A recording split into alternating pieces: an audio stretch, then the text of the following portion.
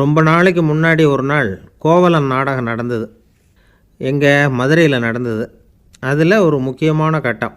கண்ணகி கிட்ட சிலம்பை வாங்கிக்கிட்டு அதை விற்கிறதுக்காக மதுரை நகருக்கு புறப்படுறான் கோவலன்.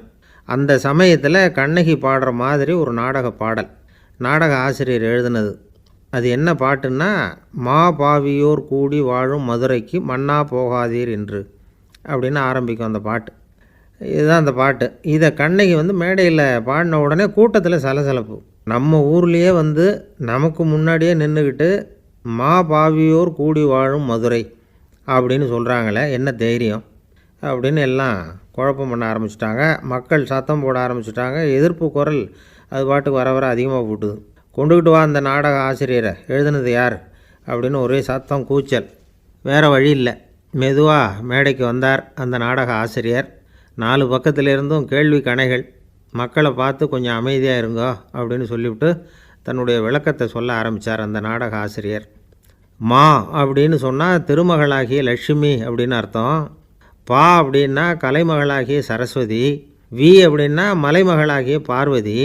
மா பாவியோர் அப்படின்னா திருமகளும் கலைமகளும் மலைமகளும், இவங்க மூவரும் அப்படின்னு அர்த்தம். இந்த 3 பேரும் வாழ்கின்ற மதுரை புனிதம் நிறைந்தது, சகல செல்வங்களும் நிறைஞ்சது. அப்படிப்பட்ட ஊரில் நான் அணிந்து கொள்ளும் இந்த சாதாரண சிலம்பை யார் வாங்கிக்குவாங்க அப்படிங்கிற எண்ணத்தோடு தான் கண்ணகி அப்படி சொல்கிறா. அதை நினச்சி தான் நான் எழுதினேன். ஆகவே மதுரையை ரொம்ப சிரமப்படுத்தணும், ரொம்ப மோசமாக எழுதணும் அப்படிங்கிற எண்ணம்லாம் எனக்கு கிடையாது. பெருமைப்படுத்தணும்னு நினச்சி தான் அப்படி எழுதினேன் அப்படின்னு விளக்கம் கொடுத்தாராம். இந்த விளக்கத்தை கேட்டதும் எல்லாரும் ரொம்ப சமாதானம் ஆகிட்டாங்களாம். இப்படி விளக்கம் கொடுத்த அந்த நாடக ஆசிரியர் யார் தெரியுமா? அவர் தான் தமிழ் நாடக உலகின் முதல் ஆசான் சங்கரதாஸ் சுவாமிகள். அவருக்கு நகைச்சுவை உணர்வும் அதிகம். 1920ஆம் ஆண்டு திருநெல்வேலியில் அவர் தங்கியிருக்கிறார் நாடகம் நடத்துறதுக்காக. அவர் தங்கியிருந்த வீட்டில் கொசு மூட்டைப்பூச்சி அதிகமாக இருந்திருக்கு. அவரால் தூங்கவே முடியல. அவர் அனுபவித்த தொல்லைகள் ஒரு பாட்டாக உருவாச்சு. வேடிக்கையாக ஒரு பாட்டு எழுதினாராம். மூட்டையும் கொசுவும் ஒரு வீட்டிலே மீட்டிங் போட்டால் முன்னே நிற்க யாரால் முடியும்? கொசு மோகன ராகம் போல சத்தம் போட்டு முன்னே நின்று செய்திடும் யுத்தம். இதை மறுநாள் நாடகத்தில் கோமாளி வேஷம் போட்ட ஒரு சிறுவனை விட்டு பாட வச்சுருக்கார். எல்லாரும் சிரித்து ரசித்தாங்களாம். சங்கரதாஸ் சுவாமிகள் கல்யாணமே பண்ணிக்கல, துறவி மாதிரியே வாழ்ந்திருக்கார். தமிழ் நாடக கலைக்கு தன்னையே அர்ப்பணம் பண்ணிக்கிட்டவர் அவர். 1922 நவம்பர் மாதத்தில் ஒரு நாள் புதுச்சேரியில் அவர் வாழ்க்கை முடிஞ்சுது. அப்போ அவருக்கு வயசு 55. சங்கரதாஸ் சுவாமிகள் நாடக ஆசிரியர் மட்டும் இல்லை, மேடை நாடக இயக்குனர், தயாரிப்பாளர், அவரே ஒரு சிறந்த நடிகர். ஒரு தடவை சாவித்திரி நாடகத்தில் இவர் யமதர்மனாக வேஷம் போட்டு நடிச்சிருக்கிறார். நாடகம் பார்த்துக்கிட்டு இருந்த கருவுற்ற ஒரு பெண்மணிக்கு பயத்தினால அங்கேயே குழந்தை பிறந்துட்டு தான். அந்த நிகழ்ச்சிக்கு அப்புறம் இவர் இந்த வேஷம் போடுறப்போலாம் ஜனங்களுக்கு முன்கூட்டியே எச்சரிக்கை கொடுக்க ஆரம்பிச்சிருவாராம். அதாவது அப்படி யாராவது பயப்படுறவங்க இருந்தால் கொஞ்சம் கண்ணை மூடிங்க அல்லது எழுந்திரிச்சு போடுங்கன்னு. நடிப்புன்னா அப்படிலாம் இருக்கணும். இந்த காலத்தில் நடிகர் ஒருத்தர் சொன்னார், சார் நான் இந்த நாடகத்தில் நடிக்கிறப்போ முகத்தில் நவரசங்களையும் காட்டி நடித்தேன், உணர்ச்சிகளையெல்லாம் நல்லா காட்டி நடித்தேன். அப்படி இருந்தும் ஜனங்கள் கல் எடுத்து மேடையில் வீசிவிட்டாங்க சார் அப்படின்னார். நாடகத்தில் உங்களுக்கு என்ன வேஷம் அப்படின்னு கேட்டாங்க. அது செத்து கிடக்கிற பணமாக நடித்தேன் சார் அப்படின்னார். ஒருத்தர் மனசில் நிம்மதி இல்லாமல் உட்காந்துருந்தார். என்ன சார் விஷயம் அப்படின்னு விசாரித்தேன். அகலக்கால் வச்சுட்டேன், அதுதான் அவதிப்படுறேன்னார். விவரமாக சொல்லுங்கன்னேன். வீடு கட்டணும்னு ஆரம்பித்தேன், வேலை பாதியிலேயே நிற்கிது, கையில் பணம் இல்லை அப்படின்னார். இது மாதிரி ஆசாமிகள் பல பேரை நீங்கள் பார்த்துருக்கலாம். இவங்கெல்லாம் சுலபமாக மன அழுத்தத்துக்கு ஆளாயிடுறாங்க. மன உளைச்சல், அதாவது ஸ்ட்ரெஸ் அப்படின்னு சொல்கிறோமே, அதுக்கு அடிப்படையான சில காரணங்கள் உண்டு. அதாவது மிகையாக திட்டமிடுதல் அப்படிங்கிறதும் ஒரு முக்கியமான காரணம். நடைமுறை சாத்தியம் என்னங்கிறத மனசில் வச்சுக்கிட்டு எந்த திட்டத்தையும் தீட்டணும், அப்போ தான் அது சரியாக வரும். 2வது காரணம் என்ன தெரியுமா? ஒரே நேரத்தில் பல்வேறு செயல்களில் ஈடுபடுறது. தொலைபேசியில் பேசிக்கிட்டே கையில் இருக்கிற கடிதத்தை படிச்சுக்கிட்டே எதிரில் உட்காந்துக்கிட்டு இருக்கிறவருக்கும் அப்பப்போ பதில் சொல்லிக்கிட்டு மனசில் பல்வேறு சிந்தனைகளை அப்படியே ஓட விட்டுக்கிட்டு இருக்கிறது, இதுவும் மன அழுத்தத்தை உண்டாக்குது. 3வது காரணம், எதிலேயும் வெற்றி மட்டும் எதிர்பார்க்குற ஒருதலைப்பட்சமான ஆர்வம். நாம் தொட்டதெல்லாம் வெற்றியாகவே முடியணும் அப்படின்னு எதிர்பார்க்குறவங்க ஏதாவது ஒன்றில் தோல்வியை கண்டால் தோண்டு போயிடுறாங்க. எப்படியும் முடியலாம்ங்கிற எண்ணம் ஏற்கனவே நமக்குள்ளே இருந்துட்டுதுன்னா அந்த அவஸ்தை வராது. அதனால் அதுவும் நம்ம வளர்த்து கொள்ள வேண்டிய ஒரு குணம். மன உளைச்சல் ஏற்படுறதுக்கு இன்னொரு காரணம் எதையும் வேகமாக செஞ்சுடணும் அப்படிங்கிற துடிப்பு. அந்த துடிப்பே மனசை அழுத்த ஆரம்பிச்சிடும். எந்த ஒரு காரியத்திலையும் தாமதமோ இடையூறோ ஏற்பட்டால் அதை பொறுத்துக்கிற மனப்போக்கம் வேணும். அது இல்லாதவங்க அழுத்தத்துக்கு ஆளாயிடுறாங்க. சில பேர் வேலைன்னு எந்த நேரம் பார்த்தாலும் வேலையே கதின்னு கிடப்பாங்க. பொழுதுபோக்குக்கோ உடற்பயிற்சிக்கோ குடும்பத்தில் உள்ளவங்க அல்லது நண்பர்கள் கூட கலந்துரையாடவோ கொஞ்சம் கூட நேரம் ஒதுக்க மாட்டாங்க. இந்த சுபாவம் மன அழுத்தத்தை உண்டு பண்ணும். இதையெல்லாம் புரிஞ்சுக்கிட்டு அதிலிருந்து விடுபடுறது எப்படின்னு யோசிக்கணும். வல்லுநர்கள் இது தொடர்பாக சில யோசனைகளை சொல்லி வச்சுருக்கிறாங்க. அது என்னென்னா, வாழ்க்கைங்கிறது பிரச்சனைகளால் பின்னப்பட்ட ஒன்று. அது எப்போவுமே முடிவடையாத ஒரு தொடர்கதை அப்படிங்கிறத முதல்ல நாம் புரிஞ்சுக்கணும். ஒரே நேரத்தில் ஒரு காரியத்தில் மட்டுமே நாம் கவனம் செலுத்தணும். அடுத்தவங்க காரியத்தில் தலையிடக்கூடாது. எதையும் பேச ஆரம்பிக்கிறதுக்கு முன்னாடி நம்மை நாமே கேட்டுக்க வேண்டிய கேள்வி 2. 1, நான் சொல்ல போகிறது ரொம்ப முக்கியமானதா? 2வது, நான் சொல்கிறத அவங்க கேட்குறதுக்கு ஆசைப்படுறாங்களா? நான் பேசுகிறதுக்கு அது சரியான நேரம் தானா? இதை யோசித்து பார்த்ததுக்கப்புறம் எதையும் பேச ஆரம்பிக்கணும். முடிஞ்ச அளவுக்கு வளைந்து போகிற சுபாவத்தை வளர்த்துக்கணும். நம்ம நேரம் விலை மதிப்பு இல்லாதது. அதை வீணாக்கக்கூடாது. சிரிக்க தெரியலனாலும் பரவாயில்ல, முகத்தில் கொஞ்சம் புன்முறுவலாவது காட்டணும். இதெல்லாம் ரொம்ப முக்கியம். அடுத்தவங்க ஏதாவது செஞ்சால் உடனே நன்றி சொல்ல மறக்கக்கூடாது. தினமும் கொஞ்சம் நேரத்தை தனிமையில் செலவு பண்ணணும். மன உளைச்சலிருந்து விடுபடுறதுக்கு 3 முக்கிய வழிகள் சொல்கிறாங்க. அதை சுருக்கமாக ரெட் அப்படின்னு சொல்கிறாங்க. RED ஆங்கில எழுத்தில். அந்த முதல் எழுத்து R, அது என்னென்னா ரிலாக்ஸேஷன், அதாவது இடை ஓய்வு. 2வது E எக்ஸர்சைஸ், உடற்பயிற்சி. 3வது டயட், திட்டமிட்ட உணவு முறை. அதனால் தியானம், மூச்சு பயிற்சி இதெல்லாம் இந்த இடை ஓய்வுக்கு வழிகள். எந்த வேலையையும் தொடர்ந்து செய்யக்கூடாது. எல்லார்கிட்டையும் கலகலப்பாக பழகணும். மாதத்துக்கு ஒரு நாளாவது குடும்பத்தோடு வெளியில் போயிட்டு வரணும். சுலபமான உடற்பயிற்சிகளை செய்யலாம். உடற்பயிற்சிங்கிறது நமக்காக நாம் செய்கிற ஒரு நீண்டகால முதலீடு அப்படின்னு சொல்லுவாங்க. அதாவது லாங் டேர்ம் இன்வெஸ்ட்மெண்ட்டாக. அளவோடு சாப்பிட்ணும், மெதுவாக சாப்பிட்ணும். இதெல்லாம் கொஞ்சம் மனசில் வச்சுக்கிட்டு நடந்துக்கிட்டால் மகிழ்ச்சியாக வாழலாம். சில பேர் சாப்பாட்டு விஷயத்தில் ரொம்ப அக்கறை எடுத்துக்கிறது உண்டு. ஒரு குண்டு ஆசாமி சாப்பிட உக்காந்தார். முதல்ல ஒரு மாத்திரை சாப்பிட்டார். எதுக்குன்னு கேட்டோம். பசி எடுக்கிறதுக்குன்னார். சாப்பிட்டு முடித்தார். பிறகு மறுபடியும் ஒரு மாத்திரை சாப்பிட்டார். இது எதுக்குன்னு கேட்டோம். சாப்பிட்டது ஜீரணமாகறதுக்கு அப்படின்னார். ஏங்க எங்கே போயிட்டு வரீங்க அப்படின்னு கேட்டேன். எனக்கு வேண்டப்பட்ட ஒருத்தரை பார்த்து. ஆஸ்பத்திரிக்குன்னார். எந்த ஆஸ்பத்திரிக்குன்னே? மாட்டு ஆஸ்பத்திரிக்குன்னார். என்ன விஷயம்னே? மாமனாருக்கு உடம்பு சரியில்லை, அதுதான் மாட்டு ஆஸ்பத்திரிக்கு போயிட்டு வரேன்னார். அட பாவி, அதுக்கு அந்த ஆஸ்பத்திரிக்காக போவாங்க அப்படின்னு ஆச்சரியமா. அட அது இல்லைப்பா, முதல்ல எங்கள் குடும்ப டாக்டர் தான் தேடிக்கிட்டு போனேன். அவர் அந்த நேரத்தில் அவர் வளர்க்குற நாய்க்குட்டிக்கு உடம்பு சரியில்லைன்னு சொல்லி அதை தூக்கிக்கிட்டு மாட்டு ஆஸ்பத்திரிக்கு போயிட்டாராம் சொன்னாங்க. அதனால் அங்கே போய் அவரை சந்தித்து விஷயத்தை சொல்லிவிட்டு வர்றேன்னார். அப்புறம் தான் எனக்கு கொஞ்சம் நிம்மதியாக இருந்தது. பொதுவாக நமக்கு தெரிஞ்ச வரையில் டாக்டர்கள் 2 வகை. நமக்கு வைத்தியம் பண்ணுற டாக்டர்கள் ஒரு வகை. நம்மக்கிட்ட இருக்கிற ஆடு மாடு கோழிக்கு வைத்தியம் பண்ணுற டாக்டர்கள் ஒரு வகை. இப்போ தான் எனக்கு தெரியும் இன்னொரு வகையான டாக்டர்களும் உண்டுங்கிறது. அது யாருன்னா பூச்சிகளுக்கு வைத்தியம் பண்ணுற டாக்டர்கள், அதாவது பூச்சி டாக்டர்கள். வெளிநாடுகளில் அப்படிலாம் கூட சில பேர் இருக்கிறாங்க. பிரிட்டனில் யார்க்ஷயர் வட்டாரத்தில் ராதர்ஹாம் அப்படின்னு ஒரு ஊர். அங்கே ஒரு விலங்கியல் மருத்துவர், பேர் டாக்டர் லான்ஸ் ஜெப்சன். அவர் ஆஸ்பத்திரி வாசலில் பார்த்தீங்கன்னா தினமும் நிறைய பேர் நின்றுக்கிட்டு இருப்பாங்க. கையில் கண்ணாடி குடுவை, தகர டப்பா இப்படி ஏதாவது இருக்கும். அதுக்குள்ளே ஏதாவது பூச்சிகள் இருக்கும். அதுக்கு வைத்தியம் பண்ணுறதுக்காக வந்தவங்க தான் அவங்கெல்லாம். சிலந்தி பூச்சி, பல்லி, தேளு, பாம்பு இப்படி ஏதாவது இருக்கும். பொழுதுபோக்காக சில பேர் நாய், பூனை, கிளி, மைனா, புறா இப்படி ஏதாவது வளர்க்குறாங்கல்ல. அது மாதிரி இப்போல்லாம் தேளு, பல்லி, பாம்பு, பூச்சி இதையெல்லாம் வளர்க்க ஆரம்பிச்சிட்டாங்களாம். இது ஒரு புது ஃபேஷன். இப்போ கூண்டுக்குள்ளே டப்பாக்குள்ளே போட்டு வளர்க்குறது, அதுக்கு ஏதாவது நோய் வந்துட்டுதுன்னா வைத்தியம் பண்ணுறதுக்கு டாக்டர்கிட்ட வந்துட வேண்டியது, இப்படி இந்த பழக்கம்லாம் நிறையா வந்துட்டுது. ரத்தம் உறிஞ்சிற அட்டைகள் கூட இவங்கக்கிட்ட வைத்தியத்துக்கு வருதான். சிலந்திகளில் செங்கால் சிலந்தின்னு ஒரு வகை.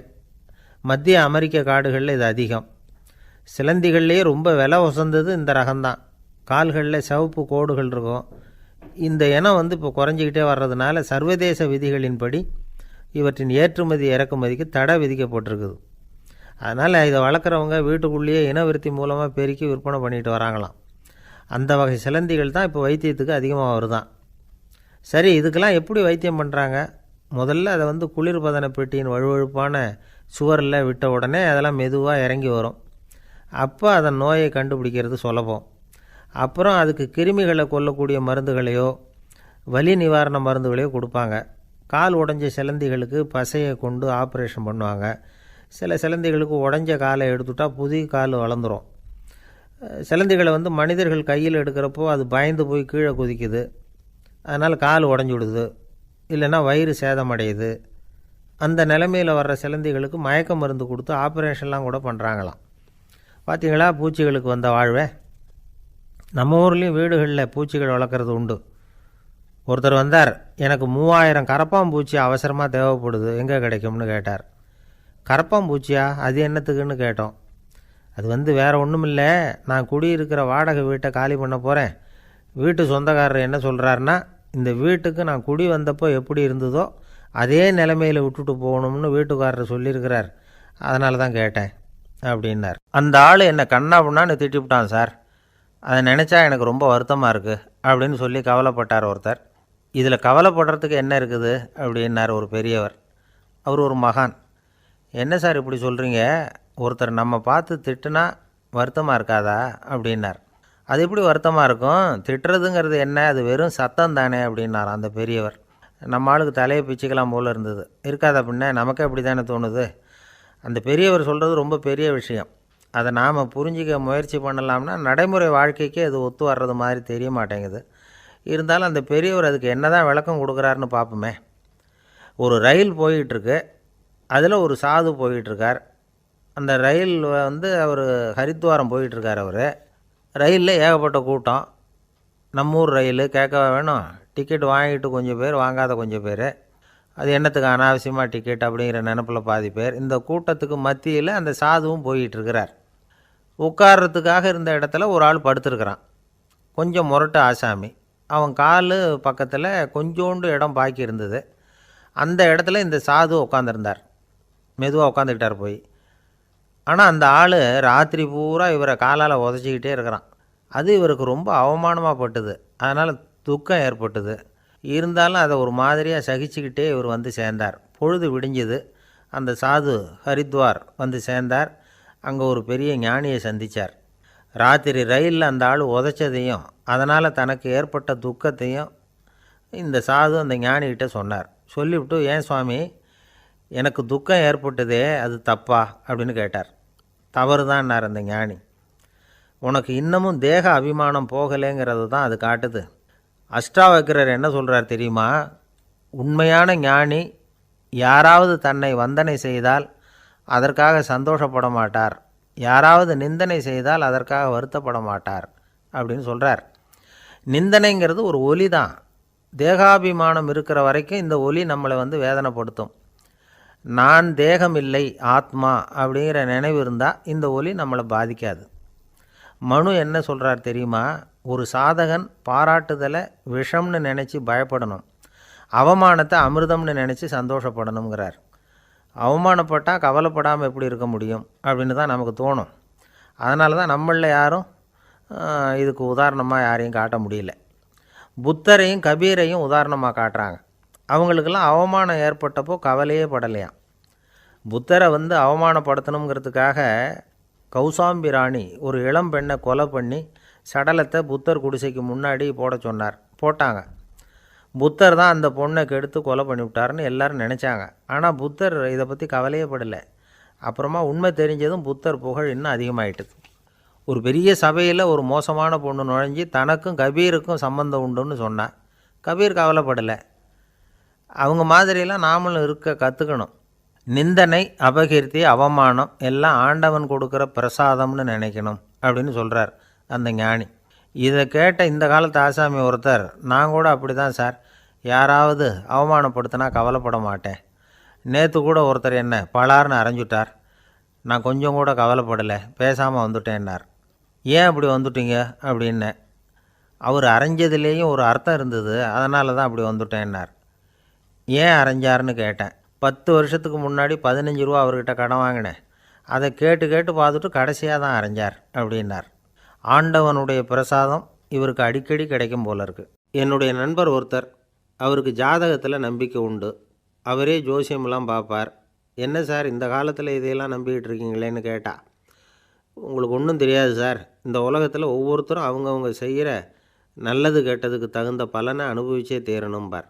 அது மட்டும் இல்லை, ஒருத்தன் செத்துட்டா கூட அவன் செஞ்ச பாவ புண்ணியங்கள் கூடவே போயிட்டுருக்கோம்பார்.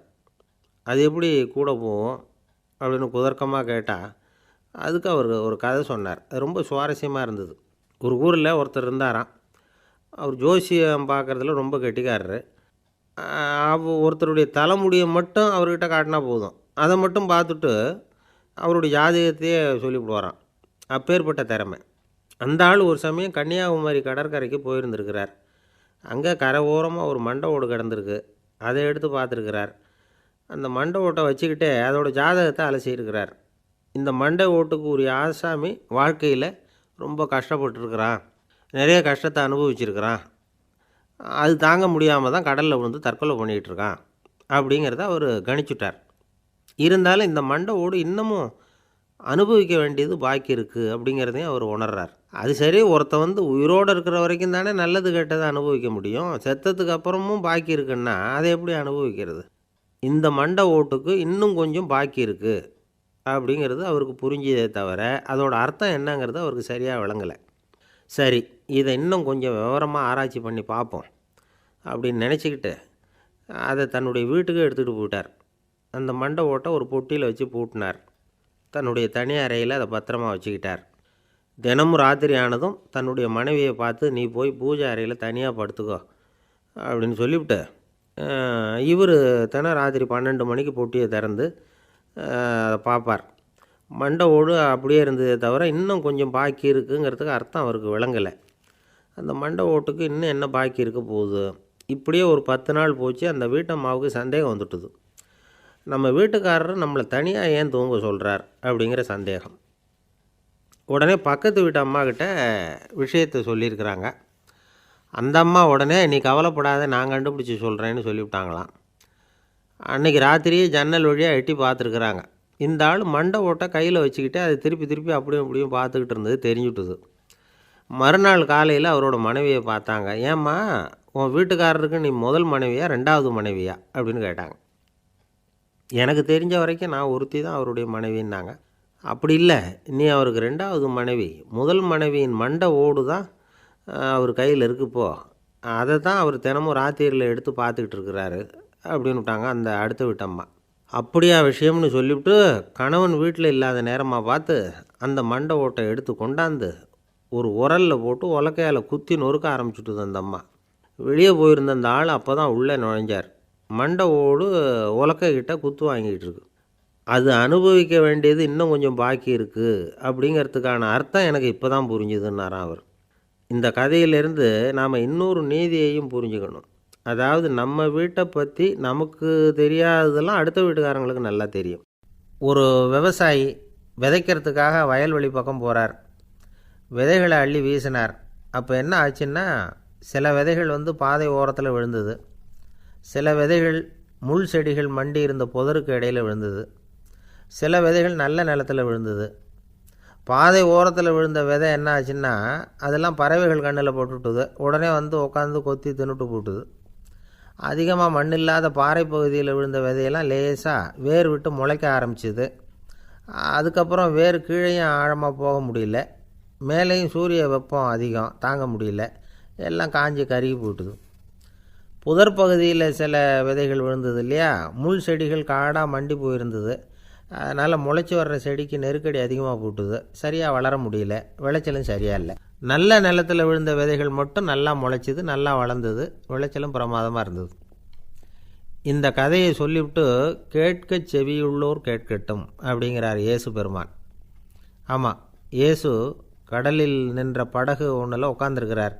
கடற்கரையில் ஏராளமான மக்கள் உட்காந்துருக்கிறாங்க.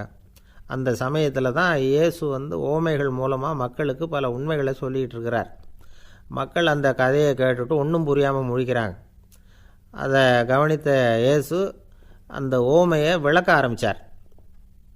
இதில் அந்த விதைக்கிறவர் தான் இறைவன். அவருடைய வார்த்தைகளை விதைக்கிறார்.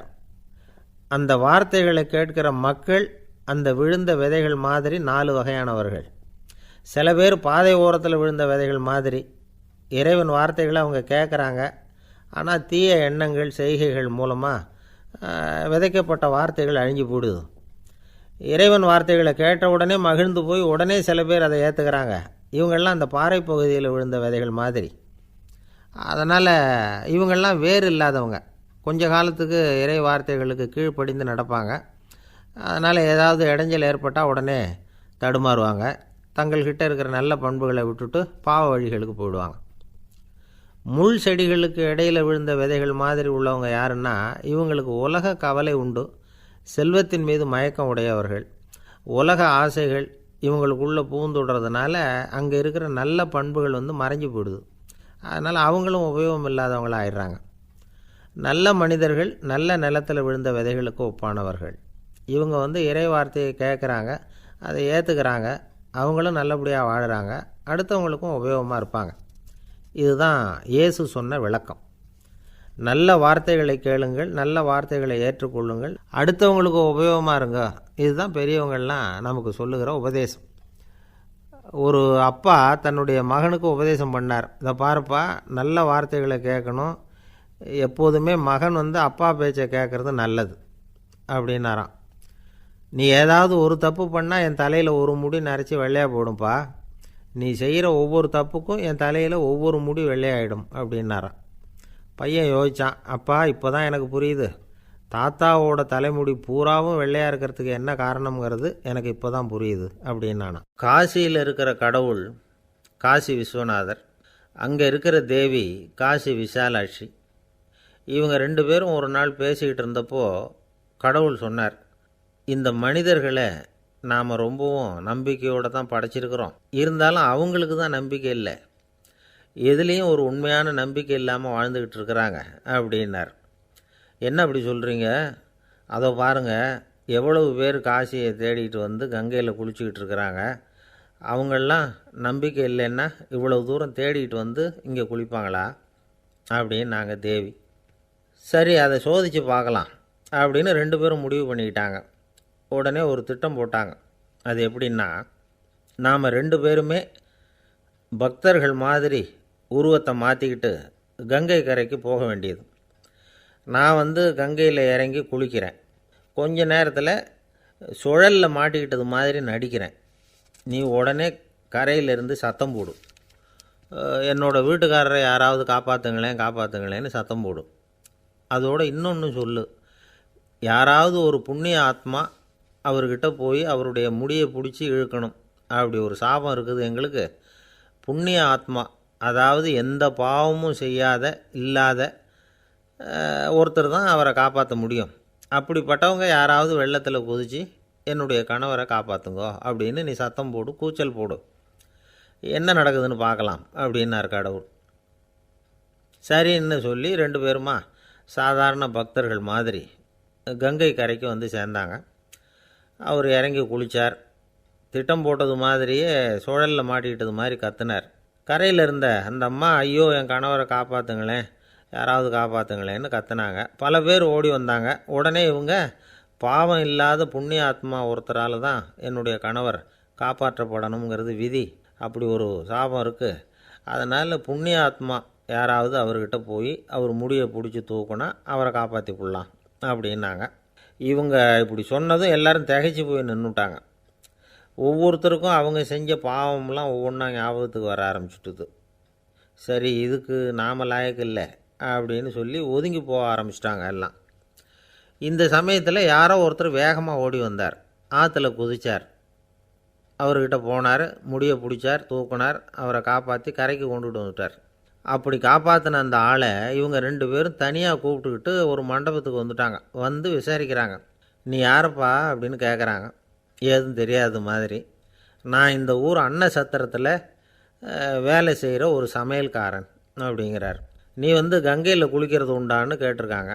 நான் இந்த ஊர்லேயே தான் இருக்கிறேன், இருந்தாலும் தினமும் கங்கையில் குளிக்கிறதில்ல, எப்போவாவது ஒரு நாள் அங்கே குளிப்பேன் அப்படின்னார். கங்கையில் மூழ்கி எழுந்திரிச்சா பாவம்லாம் தொலையும்னு சொல்கிறாங்க.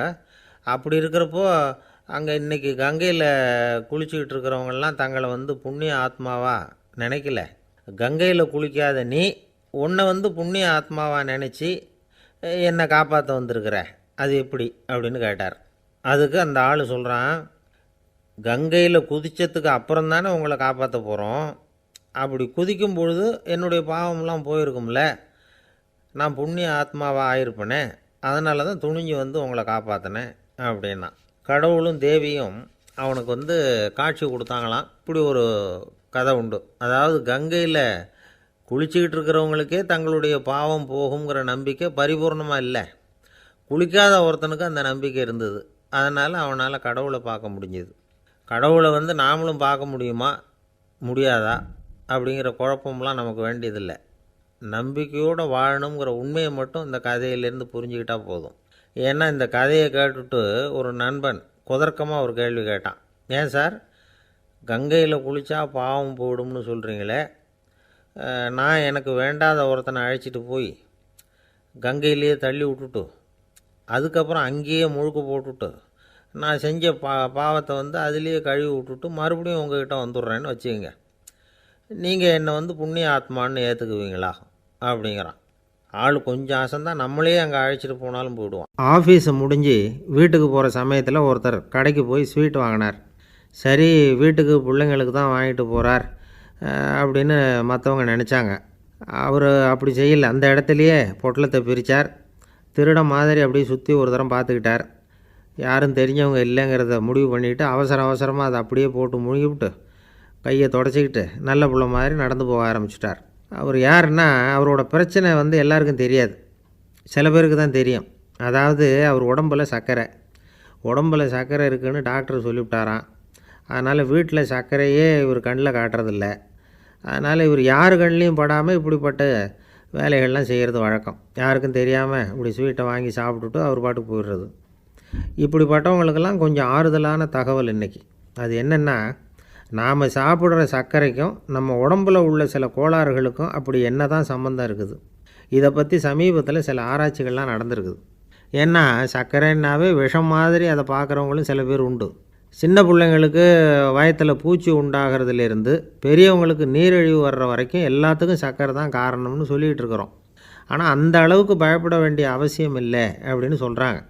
சர்க்கரை வியாதி, இருதய நோய், பித்த நீர்ப்பை நோய், இதெல்லாம் வந்து சில நோய்கள்லாம் நாம் சாப்பிட்ற சர்க்கரைக்கும் தொடர்பு இருக்குதுன்னு நினைக்கிறோம். ஆனால் அப்படி சம்பந்தம் உண்டுங்கிறதுக்கு போதுமான அளவுக்கு ஆதாரம் இல்லை அப்படிங்கிறாங்க ஆராய்ச்சியாளர்கள். ஒரே ஒரு சம்பந்தம் தான் உறுதியாக இருக்குதான். அதுவும் இந்த பல் சிதைவு அப்படின்னு இருக்கு இல்லையா, அந்த சர்க்கரை சாப்பிட்றதுக்கும் இந்த பல் சிதைவுக்கும் சம்பந்தம் இருக்குது அப்படிங்கிறத மட்டும் உறுதியாக சொல்கிறாங்க. சர்க்கரைன்னா நாம் சாப்பிட்ற ஜீனி மட்டும் இல்லை, பழம், காய்கறி, பால், தேன், இப்படி எல்லாத்துலேயும் அது இருக்குது. கேரட்டு கொடுக்குற சத்தில் 88% சர்க்கரை, ஆப்பிள் கொடுக்குற சக்தியில் 95% சர்க்கரை. இது ஜீனி சர்க்கரை, இது ஆப்பிள் சர்க்கரை அப்படிங்கிற வித்தியாசம்லாம் உடம்புக்கு கிடையாது. ரெண்டுமே உடனடியாக வந்து சக்தி கொடுக்குது. ஒரு ஸ்பூன் சர்க்கரையில் வந்து 16 கலோரி தான் சத்து இருக்குது. அதிகமாக சர்க்கரை சாப்பிட்டா நீரிழிவு வந்துருங்கிறது தப்பான ஒரு அபிப்பிராயம். டயபெட்டிஸுங்கிறது ஒரு மெட்டபாலிக் டிஸார்டர், அவ்வளவுதான். அதாவது நாம் சாப்பிட்ற சர்க்கரையை நம்ம உடம்பு திறமையாக உபயோகப்படுத்திக்க முடியல அப்படின்னு அர்த்தம். அதனால தான் அதிகமாக இனிப்பு வேணாம்னு சொல்கிறோம். ஏற்கனவே உடம்பால் முடியாத ஒன்றை மறுபடியும் அது தலையில் சுமத்தி அதிகமாக வேலை வாங்க வேணாமே அப்படிங்கிறதுக்காக தான். ஆகாரத்தில் அதிகமாக சர்க்கரை இருந்தால் அதனால் உடனே சர்க்கரை வியாதி வந்துடும்ங்கிறதுக்கு விஞ்ஞான ரீதியாக போதுமான ஆதாரம் இல்லை. அதனால் எப்போவாவது அதிகமாக ஸ்வீட்டு சாப்பிட்டுட்டா ஐயோ அதிகமாக சாப்பிட்டோமோ என்ன பண்ண போகுது தெரியலையே அப்படின்னு நினச்சி மனசை போட்டு குழப்பிக்க வேண்டியதில்லை. பொதுவாக எதுவுமே அதிகமாக வேண்டாம், எல்லாம் சீராக இருந்தால் போதும். நீரிழிவுங்கிறது புதுசாக வந்துட்ட ஒரு நோய் இல்லை, ரொம்ப காலமாகவே இருக்கிற ஒன்று தான். நம்ம முன்னோர்கள் இதை மதுமேகம் அப்படின்னு சொல்லுவாங்க. அதை கட்டுப்படுத்துறதுக்கு அவங்களே சில வழிமுறையை சொல்லி வச்சுருக்கிறாங்க. அது என்னென்னா வேறு ஒன்றும் இல்லை, இந்த பாவக்காய், முள்ளங்கி, அருகம்புல், அவ்வளவுதான். வெள்ளை முள்ளங்கி இருக்குல்ல, அதை வாரத்துக்கு 3 நாள் சாப்பிட்டுக்கிட்டு வாங்க. நூலுக்கோல் ரொம்ப நல்லது. இல்லைன்னா முள்ளங்கி சாறு 1 அவுன்ஸு சாப்பிட்டுட்டு வரலாம். ரத்தத்தில் சேர்கிற சர்க்கரை அளவு இதெல்லாம் கட்டுப்படுத்துது. சிறுநீரில் காணப்படுகிற சர்க்கரை அளவையும் சமநிலைப்படுத்துது. தினமும் ஆகாரத்தில் கோதுமை, கேழ்வரகு, வெந்தயம், கருவேப்பிலை, சோயாபீன்ஸ் எது கிடைக்குதோ சேர்த்துக்கலாம். இப்படிலாம் செஞ்சுக்கிட்டு வந்தால் அப்புறம் வீட்டுக்கு தெரியாமல் கடையில் போய் நின்றுக்கிட்டு ஸ்வீட் வாங்கி திருட்டுத்தனமாக சாப்பிட வேண்டிய அவசியமே உங்களுக்கு வராது. 2 ஆசாமிகள் கடற்கரையில் உட்காந்து சாவகாசமாக பேசிக்கிட்டு இருந்தாங்களாம். ஒருத்தர் சொன்னார், இன்னொருத்தருக்கு தெரியாமல் ஸ்வீட்டு சாப்பிட்றதே எப்பவும் இடைஞ்சல் தான் சார். நேற்றுக்கு பாருங்கள், அப்படி தான் சாப்பிட்டுக்கிட்டு இருந்தேன், வீட்டுக்காரி கண்ணில் போட்டுவிட்டுதோ, அதுக்கப்புறம் ஒரே ரகலையாக போச்சு அப்படின்னாராம். எனக்கு கூட அப்படி தான் சார் ஆகிட்டுது, ஒரே ரகலை அப்படின்னாராம் இன்னொருத்தர். நீங்கள் சாப்பிட்டதும் உங்கள் வீட்டுக்காரங்க கண்ணில் போட்டுவிட்டுதா சார் அப்படின்னு கேட்டிருக்கார் இவர். அதுக்கு அவர் சொன்னாராம், அப்படி இல்லை சார், கடைக்காரர் கண்ணில் போட்டுவிட்டுதோ, நான் அவருக்கு தெரியாமல் அந்த ஸ்வீட்டை அவர் கடையிலேருந்து எடுத்திருந்தேன் அப்படின்னு விளக்கம் கொடுத்தாராம் இந்த ஆள். பொங்கல் திருநாள். பொங்கல் திருநாள்னால் இது ஏதோ அறுவடை திருநாள் அப்படின்னு சொல்லுவோம். அதாவது வருஷம் பூரா நாம் பாடுபட்டு அதனுடைய பலனை அனுபவிக்கிற நாள் அப்படிங்கிறது நாம் சொல்லிகிட்டு இருக்கிறது. இது முக்கியமாக இது ஒரு நன்றி அறிவிப்பு நாள் அப்படின்னு சொல்லுவாங்க. இன்றைக்கி நிறைய நன்றி அறிவிப்பு கூட்டம்லாம் நடந்துக்கிட்டு இருக்குல்ல, அது மாதிரி விவசாயிகள் நடத்துகிற ஒரு நன்றி அறிவிப்பு விழா இது. யாருக்கு நன்றி சொல்கிறாங்கன்னா ஆதவனுக்கு. அதாவது சூரியன் இல்லைன்னா விவசாயம் இல்லை. அதனால் ஆதவனுக்கு நன்றி செலுத்துகிற நாளாக இந்த பொங்கல் திருநாளை நாம் கொண்டாடுறோம். அதாவது இந்த பொங்கலில் விவசாயிகள்கிட்டேருந்து நிறைய பண்புகளை நாம் தெரிஞ்சுக்க வேண்டிய நாள் இது. விவசாயிகள் அவங்க விவசாயம் முன்னேறி இருக்கிற அளவுக்கு விவசாயிகளுடைய வாழ்க்கை தரம் முன்னேறலை. அந்த அளவுக்கு அவர்கள் நாட்டுக்காக உழைச்சிக்கிட்டு இருக்கிறாங்க. அந்த காலத்துலேயே அதை பற்றி ஒரு கதை சொல்கிறது உண்டு. ஒரு வயசான ஆள் நிலத்தில் ஏறு உழுதுகிட்டு இருந்தாராம். கிழிஞ்சு போன ஒரு சின்ன துண்டை தான் இடுப்பில் கட்டியிருந்தாராம். தலையில் ஒரு கந்தலை சுற்றி இருந்தார். உடம்பு பூரா சேரு, ரொம்ப ஏழை. ஏறு ஓட்டிகிட்டு இருக்கிறவர் வேறு எப்படி இருப்பார்? இருந்தாலும் அந்த ஆள் ரொம்ப ஜாலியாக பாட்டு பாடிக்கிட்டே ஏறு உழுதுகிட்டு இருந்தாராம். உடம்பில் தான் அவர் ஏழையை தவிர மனசில் ஒரு ஏழையாக தெரியல. அந்த சமயத்தில் அந்த நாட்டு ராஜா அந்த பக்கமாக குதிரை மேலே வந்தாராம். வேட்டைக்கு போயிட்டு பரிவாரங்களோடு திரும்பி வந்துக்கிட்டு இருக்கிறார். ரொம்ப செல்வ செழிப்பில் இருக்கிற ராஜா அவர் இந்த வயசான விவசாயியை பார்த்துருக்கார். இந்த ஆள் ரொம்பவும் ஏழைங்கிறது அவர் பார்த்தாவே பளிச்சுன்னு தெரியுது. கட்டிக்கிறதுக்கு நல்ல துணி இல்லை, உடம்போ இழைச்சி போயிருக்குது, வயிறு முதுகில் போய் ஒட்டிகிட்ருக்கு, கண்ணு குழி விழுந்து போயிருக்குது. ஆனாலும் முகத்தை பார்த்தா சந்தோஷமாக இருக்கிற மாதிரி இருக்குது. இவ்வளோ உற்சாகமாக பாடிக்கிட்டு இருக்கிறாரே அப்படின்னு ஆச்சரியமாக நினச்சி பார்த்தார் அந்த ராஜா. சரி, அவர்கிட்ட கொஞ்சம் பேச்சு கொடுத்து பார்க்கலாம் அப்படின்னு முடிவு பண்ணார். ஐயா பெரியவரே, இப்படி கொஞ்சம் வர முடியுமான்னாராம். பொழுது போகிறதுக்குள்ளே நான் இந்த வயல் பூரா உழவு ஓட்டி ஆகணும், அதனால் பேசுகிறதுக்கு நேரம் இல்லை அப்படின்னாராம் அந்த பெரியவர். என்ன அவ்வளவு அவசரமாக? மீதி இருந்தால் நாளைக்கு உழுதக்கூடாதா? அது சரி, உனக்கு எத்தனை ஏக்கர் நிலம் இருக்குது அப்படின்னு விசாரிச்சிருக்கார் ராஜா. எனக்குன்னு சொந்தமாக உள்ளங்கை அளவு கூட நிலம் கிடையாது. இது எங்கள் முதலாளியோட நிலம். இதை பூராவும் உழுது முடித்தா தான் அவர் கூலி கொடுப்பார். நான் கூலிக்கு உழுதுகிட்டு இருக்கிறேன். உங்ககிட்ட பேசிக்கிட்டு இருந்தால் அவருக்கு துரோகம் பண்ணது மாதிரி ஆகிடும் அப்படின்னாராம். ராஜா குதிரையை விட்டு கீழே இறங்கினார். வரப்பில் நடந்து அந்த பெரியவர்கிட்டே போனாராம். சரி, ஒரு நாள் பூரா உழுதா உனக்கு எவ்வளவு கூலின்னு கேட்டிருக்கார். 8 அணா கூலி கிடைக்கும்னாராம் அவர். இது ரொம்ப காலத்துக்கு முன்னாடி நடந்த ஒரு சம்பவங்கிறதுனால அப்போ 8 அணா கூலிங்கிறது ரொம்ப பெருசு. இருந்தாலும் அதுவும் அந்த ராஜாவுக்கு பெரிய கூலியாக தெரியல. இவ்வளவு தானா, இதை வச்சுக்கிட்டு நீ எப்படி காலம் தள்ளுற அப்படின்னாராம். ஒன்றும் கவலை இல்லை அப்படின்னாராம் அவர். ராஜாவுக்கு ரொம்ப ஆச்சரியமாக போச்சு. 8 அணா கூலி வாங்குகிற இந்த ஆள் கவலை இல்லாமல் இருக்கிறார், ஏராளமான வசதியோடு இருக்கிறன்னா கவலை இல்லாமல் வாழ முடியலையே அப்படின்னு நினச்சி பார்த்துருக்கார். அது சரி, 8 அணாவில் எப்படி குடும்பம் நடத்துகிற அப்படின்னு கேட்டாராம். எனக்கு கிடைக்கிற 8 அணாவில் 2 அணா குடும்பத்துக்கு செலவழிக்கிறேன், 2 அணா பழைய கடனுக்கு கொடுக்குறேன், 2 அணா தர்மம் செய்கிறேன், 2 அணா வட்டிக்கு கொடுக்குறேன், ஒரு குறையும் இல்லைன்னாராம். ராஜாவுக்கு ஒன்றும் புரியல. எனக்கு ஒன்றும் புரியலையேன்னு இருக்கார். ஐயா, எனக்கும் என் மனைவிக்கும் 2 அணா செலவாகுது. வயசான அம்மா அப்பா இருக்கிறாங்க, சின்ன வயசில் என்னை காப்பாற்றினவங்க அவங்க. அந்த கடனுக்கு 2 அணா செலவாகுது, அது பழைய கடன். என் தங்கச்சி ஒருத்தி ஆதரவு இல்லாத நிலைமையில் தன்னுடைய மகனோட என் வீட்டில் இருக்கிறா. அவளுக்கும் அவள் மகனுக்கும் 2 அணா செலவு பண்ணுறேன், அது தர்மம். எனக்கு 2 பிள்ளைங்க இருக்கிறாங்க, அவங்களுக்கு 2 அணா செலவு பண்ணுறேன், அது வட்டிக்கு கொடுக்குறது மாதிரி. பிற்காலத்தில் அவங்க எங்களை காப்பாற்றுவாங்க. அந்த வகையில் நான் திருப்தியோடு வாழ்ந்துக்கிட்டு இருக்கிறேன் அப்படின்னாராம். ராஜாவுக்கு அர்த்தம் புரிய ஆரம்பிச்சுதான். அந்த பெரிய நிலத்தை விலை கொடுத்து வாங்கி அந்த பெரியவருக்கே தானமாக கொடுத்துட்டாராம். இப்போ உழுதவருக்கே நிலம் சொந்தமாகிட்டுது. அன்னையிலேருந்து அரசனுக்கும் ஆறுதல் கிடைச்சிதான். இப்படி ஒரு கதை சொல்லுவாங்க. எட்டனா வருமானத்தை வச்சுக்கிட்டு எப்படி காலத்தை தள்ளுறதுன்னு சொல்கிறதுக்காக இந்த கதையை சொல்கிறதாக யாரும் தப்பாக நினச்சிக்கக்கூடாது. கிடைக்கிறத எப்படி பங்கு போடுறார், எப்படி திருப்தியாக வாழறார் அப்படிங்கிறது தான் முக்கியம். அது மாதிரி இன்றைக்கு இந்த பொங்கல் திருநாளில் உழவர்கள் மனசு மகிழ்ச்சியாக இருந்ததுன்னா அது எல்லாரும் மகிழ்ச்சியாக இருக்கிறது மாதிரி அர்த்தம். அதனால் அவர்கள்ட்டேருந்து நாம் பாடம் கற்றுக்கணும். சில உழவர்கள் தங்கள் நிலத்தில் விளையிறத தாங்கள் சாப்பிட மாட்டாங்க. அடுத்தவங்கள்ட்ட விற்றுட்டு சந்தையில் போய் வேறு அரிசி வாங்கிட்டு வந்து தான் இவங்க சாப்பிடுவாங்க. அப்படிப்பட்ட விவசாயிகள்லாம் இது உண்டு. பங்கிடுகிற பண்பை உழவர்கள்ட்டேருந்து கற்றுக்கொள்ளுங்கள் அப்படிம்பாங்க. ஒரு ஆள் நிம்மதியாக மகிழ்ச்சியாக இருந்தானா, உங்கள் நிம்மதிக்கும் மகிழ்ச்சிக்கும் என்ன காரணம்னு கேட்டிருக்கார் இன்னொருத்தர். என்கிட்ட இருந்தது பூராவையும் என் பிள்ளைங்களுக்கு சமமாக பங்கு போட்டு கொடுத்துட்டேன், எனக்குன்னு எதுவுமே வச்சுக்கல, அதுதான் நிம்மதிக்கு காரணம்ன்றிருக்கான். உங்ககிட்ட இருந்தது எவ்வளவு இருந்தது அப்படின்னு கேட்டிருக்காரு அவர். மொத்தமாக ஒரு 50,000 ரூபா இருக்கும் அப்படின்னு இருக்கான். அவ்வளவும் பணமாகவே இருந்ததா அப்படின்னு கேட்டிருக்காங்க இவங்க. இல்லைங்க, அவ்வளவும் கடன், அதை தான் பிரித்து கொடுத்துருக்கேன் பிள்ளைங்கக்கிட்ட அப்படின்னு நானும். அவன் ஒரு ஜென் துறவி, அவருக்கு ரொம்ப வயசாகிட்டுது, கடைசி காலம். நண்பர்களெல்லாம் கூப்பிட்டார். நண்பர்களே, நான் வித்தியாசமான முறையில் சாகணும்னு ஆசைப்பட்றேன், அதுக்கு ஏதாவது யோசனை சொல்லுங்களேன் அப்படின்னு கேட்டாராம். நண்பர்கள் சிரித்தாங்க. என்ன பேச்சு பேசுகிறீங்க, சாவறதுங்கிறது என்ன விளையாட்டுத்தனமான காரியமா அப்படின்னு கேட்டிருக்காங்க. அந்த துறவி கொஞ்ச நேரம் யோசனை பண்ணார். அப்புறம் கேட்டாராம், இது வரைக்கும் யாராவது நடந்துக்கிட்டே இறந்துருக்குறாங்களா அப்படின்னாராம். எல்லாரும் இல்லைன்னாங்களாம். ஒருத்தர் மட்டும் சொல்லியிருக்கார். அப்படியும் ஒருத்தர் இறந்துருக்கிறதாக ஒரு கதையில் படிச்சிருக்கிறேன், ஒரு ஞானியால் தான் அப்படியெல்லாம் செய்ய முடியும் அப்படின்னு அவர் சொன்னாராம். சரி, அப்படின்னா அந்த முறை நமக்கு வேணாம், நின்றுக்கிட்டே யாராவது உயிரை விட்டுருக்காங்களா அப்படின்னு விசாரித்தாராம். அப்படியும் ஒருத்தர் இறந்துருக்கிறார் அப்படின்னாங்களாம். மறுபடியும் அந்த துறவி யோசனை பண்ணியிருக்கிறார். ஏதாவது வித்தியாசமான முறையில் நாம் போகணும் அப்படிங்கிறது அவருடைய விருப்பம். மனிதன் எப்படி வாழ்கிறானோ அப்படி இறப்பது தான் நல்லது.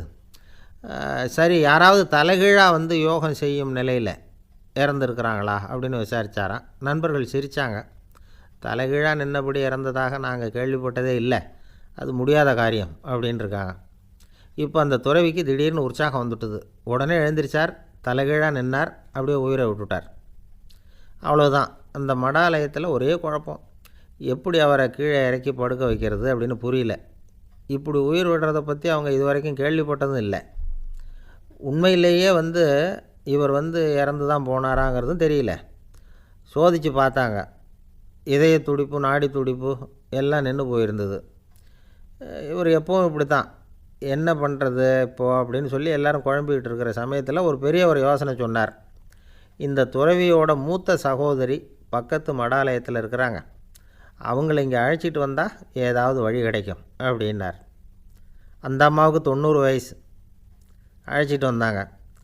ஒரு குச்சியை ஊன்றிக்கிட்டு அப்படியே மெதுவாக நடந்து வந்தாங்க. தம்பி, தலைகீழாக நின்று உயிர் விட்டு இறக்கிறத பார்த்தாங்க. தம்பின்னு கூப்பிட்டு பார்த்தாங்க, ஒன்றும் காணோம். உடனே என்ன பண்ணாங்க, தன்னுடைய கைத்தடியால் தம்பியோட உடலை ஒரு தட்டு தட்டினாங்க. ஏப்பா, சாகிறப்பவும் உன்னுடைய குறும்புத்தனத்தை விடலையா, இப்படியாடா சாகிறது, ஒழுங்காக செத்து தொலை அப்படின்னாங்களாம். அவ்வளவுதான்.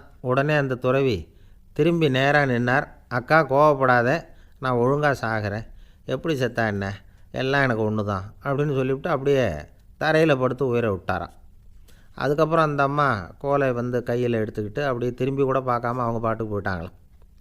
மரணத்தை ஒரு விளையாட்டாக ஆக்கிய அந்த துறவிக்கு வாழ்க்கையே ஒரு விளையாட்டாக தான் இருந்திருக்குது. எந்த நோக்கமும் இல்லாமல் செயல்படுறதுன்னா என்னங்கிறதும் அவருக்கு தெரிஞ்சிருக்குது. பயனை எதிர்பார்க்காமல் பணி செய்து வாழ்ந்து மறைந்த மகான் அவர். தம்முடைய தொழிலை விளையாட்டு போல் செய்ய தெரிஞ்சவருக்கு வாழ்க்கையே ஒரு விளையாட்டாக மாறிடும். எல்லாமே விளையாட்டாகி விடுகிற போது மரணமும் விளையாட்டாகிவிடும் அப்படிங்கிறது தான் அந்த தத்துவம். ஆனால் அதுக்கு முன்னாடி உங்களுக்குள்ளே இருக்கிற உண்மையான நடிகனை நீங்கள் அடையாளம் கண்டுபிடிக்கணும். நீங்கள் நடிக்க வேண்டியதே இல்லை, நீங்கள் ஏற்கனவே நடிச்சுக்கிட்டு தான் இருக்கிறீங்க. நீங்கள் இந்த உண்மையை தெரிஞ்சுக்கணும், அவ்வளவுதான். இதுதான் ஞானிகளுடைய கருத்து. நீங்கள் தெருவில் நடந்து போயிட்டுருக்கிறீங்க, எதிரில் வர்றவர் உங்களை பார்த்து எப்படி இருக்கிறீங்கன்னு கேட்குறார். நல்லா இருக்கிறேங்கிறீங்க. உண்மையிலேயே நாம் நல்லா இருக்க மாட்டோம், ஏதாவது உடம்புல கோளாறு இருக்கும். ஆனால் அப்படி சொல்லுவோம், நல்லா இருக்கிறேன் அப்படின்னு. அது நடிப்பு தானே. உங்களை சந்தித்ததில் ரொம்ப மகிழ்ச்சி அப்படின்னு சொல்கிறோம். உடனே கொஞ்சம் நிதானமாக யோசித்து பாருங்கள், உண்மையிலேயே உங்கள் மனசு மகிழ்ச்சி அடைஞ்சுட்டுதா? அது நடிப்பு தானே. வாழ்க்கையை சரியாக புரிஞ்சுக்கிட்டால் எல்லாமே நடிப்புங்கிறது புரியும். கல்யாண பத்திரிக்கை அனுப்பியிருந்தேனே, ஏன்டா வரலன்னு கேட்டான் ஒருத்தன். வந்திருந்தேனே அப்படின்னானா இவன். டேய், ஏன்டா போய் சொல்கிற, நான் பத்திரிக்கையே உனக்கு அனுப்பலையே அப்படின்ட்டுருக்கான் அவன். அதுக்கு இவன் சொன்னானா, பத்திரிக்கை அனுப்புனேன்னு நீ போய் சொல்கிறப்போ கல்யாணத்துக்கு வந்தேன்னு நான் போய் சொல்லக்கூடாதா அப்படின்னானா. ஒரு ஊரில் ஒரு ராஜா இருந்தார். பெரிய அரண்மனையில் தான் இருக்கிறார். எல்லா வசதியும் இருந்தது. இருந்தாலும் அவர் எல்லாரும் சொல்கிறது எப்படி தெரியுமா, பிச்சைக்கார ராஜா. அப்படி ஒரு பேர் அவருக்கு நிலச்சி போச்சு. ஜனங்களும் சரி, மற்ற தேசங்களில் உள்ளவங்களும் சரி, அவர் அந்த பேர் சொல்லியே குறிப்பிடுறது வழக்கமாக போட்டுது. இது அவருக்கு ரொம்ப கவலையாக போச்சு. என்ன இது, நம்மளை தேடி வர்றவங்களுக்கெல்லாம் நாம் சோறு போடுறோம், நம்ம புகழ்ந்து பாடல் ஏற்றி கொண்டு வர்ற புலவர்களுக்கெல்லாம் அவங்க எப்படி வந்தாலும் ஒருவேளை சோறு போடணுங்கிறது உத்தரவு. இவ்வளவுலாம் செஞ்சும் நம்மளை போய் பிச்சைக்கார ராஜான்னு எல்லாரும் சொல்கிறாங்களே, அது ஏன், எதுக்காக இப்படி சொல்கிறாங்க? இதுதான் ராஜாவுக்கு குழப்பம். சரி, இதை பற்றி நம்ம அமைச்சர்கள்கிட்ட கேட்கலாமா அப்படின்னு யோசனை பண்ணார். இந்த விஷயத்தை போய் அவங்கக்கிட்ட எப்படி கேட்குறதுன்னு அவருக்கு தயக்கமாக இருந்தது. கௌரவ குறைச்சலாக தெரிஞ்சுது அவருக்கு. சரி, சாதாரண குடிமக்கள்கிட்ட இதை பற்றி கேட்கலாமா அப்படின்னு யோசனை பண்ணார். கேட்கலாம், ஆனால் அவங்க யாரும் ராஜா முன்னாடி வந்து நின்று தைரியமாக பேசக்கூடிய அளவுக்கு இல்லை. ராஜாவோட குழப்பம் நாளுக்கு நாள் அதிகமாக போச்சு. கடைசியாக அவர் ஒரு முடிவுக்கு வந்தார். அதாவது இதை பற்றி ஒரு பிச்சைக்காரங்கிட்டே கேட்டு பார்த்துட்டா என்ன. இதுதான் அவர் பண்ண முடிவு. உடனே மாறு வேஷம் போட்டுக்கிட்டு நகர்வலம் போனார். ஒரு பிச்சைக்காரனை கண்டுபிடிச்சார். இதை பாருப்பா, நம்ம ராஜாவை எல்லாரும் பிச்சைக்கார ராஜான்னே சொல்கிறாங்களே, அதுக்கு என்ன காரணமாக இருக்கும் அப்படின்னு கேட்டார். அதுக்கு அவன் சொல்கிறான், இதுக்கான பதிலை இன்னும் ஒரு 30 நாளில் சொல்கிறேன் அப்படின்னா. உடனே இவருக்கு சந்தோஷம். உண்மையை அவங்ககிட்ட சொன்னார். நான் வேறு யாரும் இல்லை, நான் தான் இந்த நாட்டு ராஜா. இப்போ நீ என் கூடவே வந்துடு, அரண்மனையிலேயே தங்கிக்கோ. 30 நாள் கழித்து எனக்கு பதில் சொல்லிவிட்டு அதுக்கப்புறமா நீ போகலாம் அப்படின்னு சொல்லி அழைச்சிட்டு வந்துட்டார். அரண்மனையில் ஒரு மூலையில் அவன் தங்கிறதுக்கு இடம் கொடுத்தார். தினம் 2 வேளையும் இவனுக்கு சோறு போடுங்க அப்படின்னு உத்தரவு போட்டார். ராஜா கொடுத்த இடத்துல போய் உக்காந்துக்கிட்டான் அந்த பிச்சைக்காரன். தினமும் அந்த அரண்மனையில் நடக்கிறதையெல்லாம் கவனிச்சிக்கிட்டு வந்தான். வேளைக்கு சாப்பாடு வரும், சாப்பிட்டுக்கிட்டு இருக்கான். இப்படி 30 நாள் முடிஞ்சுது. ராஜா வந்தார். என்ன, என்னோட கேள்விக்கு பதில் என்னன்னு கண்டுபிடிச்சிட்டியான்னார். கண்டுபிடிச்சிட்டேன்னா. என்ன எல்லாரும் பிச்சைக்கார ராஜான்னு சொல்கிறாங்களே, அது நியாயமாக படுதா உனக்குன்னு கேட்டார். நியாயமாக தான் படுது, சந்தேகம் இல்லாமல் நீங்கள் பிச்சைக்கார ராஜா தான். என்ன தான் நீங்கள் வசதியோடவும் படைபலத்தோடவும் இருந்தால் கூட நீங்கள் எங்கள் வர்க்கத்தை சேர்ந்த ஆசாமி தான் அப்படின்னு அடித்து சொல்லிவிட்டான் அந்த ஆள். ஏனால் அப்படி சொல்கிறேன்னு கேட்டார் இவர். அரசே, ஒரு உண்மையை கண்டுபிடிச்சி சொல்கிறதா நான் உங்ககிட்ட சொன்னேன். நீங்கள் ராஜ பரம்பரைன்னா உடனே உங்கள் கழுத்தில் கிடக்கிற முத்து மாலையை கழட்டி பரிசாக கொடுத்துருப்பீங்க, பொன்னையும் மணியையும் கொடுத்துருப்பீங்க. ஆனால் நீங்கள் அப்படி செய்யலை. என்னை ஒரு மூலையில் உட்கார வச்சு 2 வேளை சோறு போட சொன்னீங்க. உங்களை தேடி யார் வந்தாலும், யார் வந்து பாராட்டி பேசினாலும் அல்லது பிரச்சனைகளை சொன்னாலும் நீங்கள் செய்கிற ஒரே காரியம் சோறு போடுறது தான். பிச்சைக்காரனுக்கு சோறு மட்டும்தான் உலகம். உங்கள் விஷயத்துலேயும் நீங்கள் அப்படி தான் நினைக்கிறதாக தெரியுது. நல்லா கவனிங்க. எந்த ஒரு பிரச்சனைக்கும் சோறு தான் முடிவுன்னு நினைக்கிறீங்க பாருங்கள். நீங்கள் சந்தேகமில்லாத எங்களை சேர்ந்த ஆள் தான் அப்படின்னு விட்டான் அந்த பிச்சைக்காரன். அதுக்கப்புறம் தான் அந்த ராஜா தன்னுடைய தவறுகளையெல்லாம் திருத்திக்கிட்டாராம். பசின்னு வர்றவங்களுக்கு சோறு தான் போடணும், அது தப்பு இல்லை. பாராட்ட வர்றவங்களுக்கெல்லாம் சோத்தையே போட்டு அனுப்புனா இப்படி தான் பேர் வரும். எனக்கு தெரிஞ்ச ஒருத்தர் தினமும் யாராவது ஒருத்தரை தன் வீட்டுக்கு அழைச்சிட்டு போவார், சாப்பாடு போட்டு அனுப்புவார். முன்னறிவிப்பு இல்லாமல் திடீர்னு ஒரு விருந்தாளியோட வீட்டில் போய் இவர் நிற்கிறது வழக்கம். அந்த அம்மாவும் இவருக்காக தயார் பண்ணி வச்சுருந்ததை இவர் அழைச்சிட்டு வந்திருக்கிற விருந்தாளிக்கு போட்டுருவாங்க. விருந்தாளி சாப்பிட்டுட்டு போனதுக்கப்புறம் இவர் மனைவிகிட்ட உனக்கு சிரமம் வேணாம் அப்படின்னு சொல்லிவிட்டு பக்கத்தில் உள்ள ஒரு ஹோட்டலுக்கு போய் காசு கொடுத்து சாப்பிட்டுட்டு வந்துடுவார். பல நாள் இப்படி நடக்கும். ஒரு நாள் அவரை தனியாக கூப்பிட்டுக்கிட்டு போய் ஏன் இப்படி பண்ணுறீங்கன்னு கேட்டோம். அதுக்கு அவர் சொல்கிறாரு, எங்கள் வீட்டு சாப்பாட்டிலேருந்து தப்பிக்கிறதுக்கு எனக்கு வேறு வழி எதுவும் தெரியல சார், அதனால தான் இப்படி பண்ணிகிட்ருக்கிறேன் அப்படின்னார் ரொம்ப பரிதாபமாக. காசி மாநகரத்தை பிரம்மதத்தன் அப்படிங்கிற ராஜா ஆட்சி பண்ணிட்டு வந்தார். அவர் ஒவ்வொரு வருஷமும் ஒரு திருவிழா நடத்துறது வழக்கம். எல்லா தேசத்திலிருந்தும் எல்லா வகையான ஜனங்களும் அதில் வந்து கலந்துக்குவாங்க. ஒரு சமயம் அது மாதிரி விழா நடந்துக்கிட்டு இருந்தது. வைகுண்டத்திலேருந்து தேவலோகத்திலேருந்து நிறைய தேவகுமாரர்கள்லாம் காசி நகருக்கு அப்போது வந்திருந்தாங்க. அதில் முக்கியமாக ஒரு 4 தேவகுமாரர்கள், அந்த 4 பேரையும் சுற்றி ஏகப்பட்ட கூட்டம். அப்படி என்ன விசேஷம் அவங்கக்கிட்ட அப்படின்னா, மற்றவங்கள விட அவங்க முகம் அழகாக இருந்ததா அப்படி பார்த்தா அப்படியும் இல்லை. அவங்க அணிஞ்சிருந்த மலர் மாலைகள் தான் அதுக்கு காரணமாக. அந்த மலர்கள்லேருந்து அப்படி ஒரு அபூர்வமான நறுமணம். இதுக்கு முன்னாடி இப்படி ஒரு நறுமணத்தை அந்த ஊர் ஜனங்க அனுபவித்ததே இல்லை. அதுதான் அந்த 4 பேரையும் சுற்றி கூட்டம். எல்லோரும் கேள்வி கேட்க ஆரம்பித்தாங்க. உடனே அந்த 4 தேவகுமாரர்களும் எல்லாருக்கும் தெரியும்படியாக வானத்தில் எழும்பி கொஞ்சம் உயரமாக நின்றுக்கிட்டாங்க. கீழே நின்றுக்கிட்டு இருந்த அரசன்லேருந்து ஆண்டி வரைக்கும் ஒருத்தர் பாக்கி இல்லாமல் ஒரே குரலில் எல்லாரும் அவங்கள பார்த்து, எங்களுக்கும் இது மாதிரி மாலையை போட்டுக்கணும்னு ஆசையாக இருக்குது, அதுக்கு நீங்கள் தான் அருள் பண்ணணும் அப்படின்னு கேட்டுக்கிட்டாங்க. மாலை போட்டுக்கிறதுனா எல்லாருக்கும் ஆசையாக தானே இருக்கும். அந்த 4 தேவகுமாரர்களில் ஒருத்தர் புத்தர் பிரான். அவர் சொன்னார், பூலோகவாசிகளே, நான் சொல்கிறத கொஞ்சம் பொறுமையாக கேளுங்க. கக்காரு அப்படிங்கிற கற்பக விருட்சத்தின் மலர்களால் தொடுக்கப்பட்டது இந்த மாலை. இதுக்கு நிறைய சக்தி உண்டு. எந்த காலமும் இது வாடாது, வாசனையும் குறையாது. ஆனால் இதை அணிந்து கொள்கிறதுக்கு சில தகுதிகள் தேவை அப்படின்னார். என்ன தகுதி அது சொல்லுங்களேன் அப்படின்னு ஏக காலத்தில் எல்லாரும் சத்தம் போட்டாங்க. தீய இயல்புகள் உள்ளவங்க, இழிந்த சிந்தனை, இழிந்த செயல் உள்ளவங்க இந்த மாலையை அணிய முடியாது அப்படின்னார். அவ்வளோதான். கூட்டத்தில் சத்தம் போட்டவங்கள்லாம் மெதுவாக அப்படி அடங்க ஆரம்பிச்சிட்டாங்க. இன்னொரு தேவகுமாரன் சொன்னார், அடுத்தவங்க பொருளை அபகரிக்காதவன், அடுத்தவங்களுக்கு கெடுதல் பண்ணக்கூடிய பொய் பேசாதவன், பேராசையினால் கெட்ட வழியில் பொருள் ஈட்ட நினைக்காதவன் இந்த மாலையை போட்டுக்கலாம் அப்படின்னார். கூட்டத்திலிருந்து யாரும் முன்னுக்கு வரல. ஒரே ஒரு ராஜகுரு மட்டும் கொஞ்சம் முன்னாடி வந்தார். பெரியவர், படித்தவர். அவர், எனக்கு தகுதி இருக்குது அந்த மாலையை போட்டுக்கிறதுக்கு அப்படின்னார். வேறு ஒன்றும் இல்லை, பொய் சொல்லியாவது அந்த மாலையை வாங்கிக்குவோமே அப்படின்னு முடிவு பண்ணிட்டார் அவர். அவ்வளோதான், மாலையை வாங்கிட்டார். அடுத்த தேவகுமாரன் பேசினார். யாருக்கு திடமான அறிவும் மனமும் இருக்குதோ, யாருக்கு நல்ல காரியங்களில் அசையாத ஈடுபாடு இருக்குதோ, நல்ல அரிய பொருள்களை தனியாக தான் மட்டும் அனுபவிக்க விரும்பாதவர் யாரோ அவர் முன்னாடி வந்து இந்த மாலையை வாங்கிக்கலாம் அப்படின்னார். அந்த தகுதியும் எனக்கு இருக்குன்னார் ராஜகுரு. மாலையை வாங்கி போட்டுக்கிட்டார். இன்னொரு ராஜகுமாரன் பேச ஆரம்பித்தார். அறநெறியில் செல்வம் சேர்க்கணும், ஆடம்பர பொருள்களுக்கு அடிமையாகக்கூடாது, வெற்றி அடைஞ்சாலும் கர்வம் வரக்கூடாது, அப்படிப்பட்டவங்க இந்த மாலையை போட்டுக்கலாம்னார். துணிஞ்சு பொய் சொல்லி அதையும் வாங்கி கழுத்தில் போட்டுக்கிட்டார் இந்த ராஜகுரு. இன்னொரு ராஜகுமாரன் சொன்னார், சான்றோர்களை நிந்திக்காதவங்க, புறம் பேசாதவங்க இந்த மாலையை போட்டுக்கலாம்னார். அதையும் வாங்கி போட்டுக்கிட்டார். திருவிழா முடிஞ்சுது, எல்லோரும் திரும்பி போயிட்டாங்க. மறுநாள் ராஜகுரு 4 மாலைகளையும் போட்டுக்கிட்டு ராஜசபைக்கு வரார். வந்தவர் ரொம்ப அவஸ்தையோடு வர்றார். மாலையெல்லாம் வாடி போயிட்டுது, வாசனை எதுவும் கிடையாது. அது மட்டும் இல்லை, அவருக்கு கடுமையான தலைவலி வேறு வந்துட்டுது. துடிச்சு போயிட்டார். மாலையை கழட்டவும் முடியல. ஜனங்கள்லாம் அவரை பார்த்து சிரிக்க ஆரம்பிச்சிட்டாங்க. என்னத்துக்கு ஆசைப்படணும், ஏன் இப்படி கஷ்டப்படணும் அப்படின்னு. ராஜா பார்த்தார். மறுபடியும் விழாவுக்கு ஏற்பாடு பண்ணினார். தேவகுமாரர்கள்லாம் வந்தாங்க. ராஜகுரு வந்தார். மக்கள் முன்னிலையில் அவங்க காலில் விழுந்தார், மன்னிப்பு கேட்டுக்கிட்டார். இந்த மாலையை போட்டுக்கிற தகுதி எனக்கு இல்லை. தகுதி இல்லாத ஒருத்தன் தகாத தகுதியை பொய் மூலம் பெறணும்னு ஆசைப்படுறாங்களே, அவங்களுக்கெல்லாம் என்னுடைய தண்டனை ஒரு எச்சரிக்கையாக இருக்கட்டும்னார்.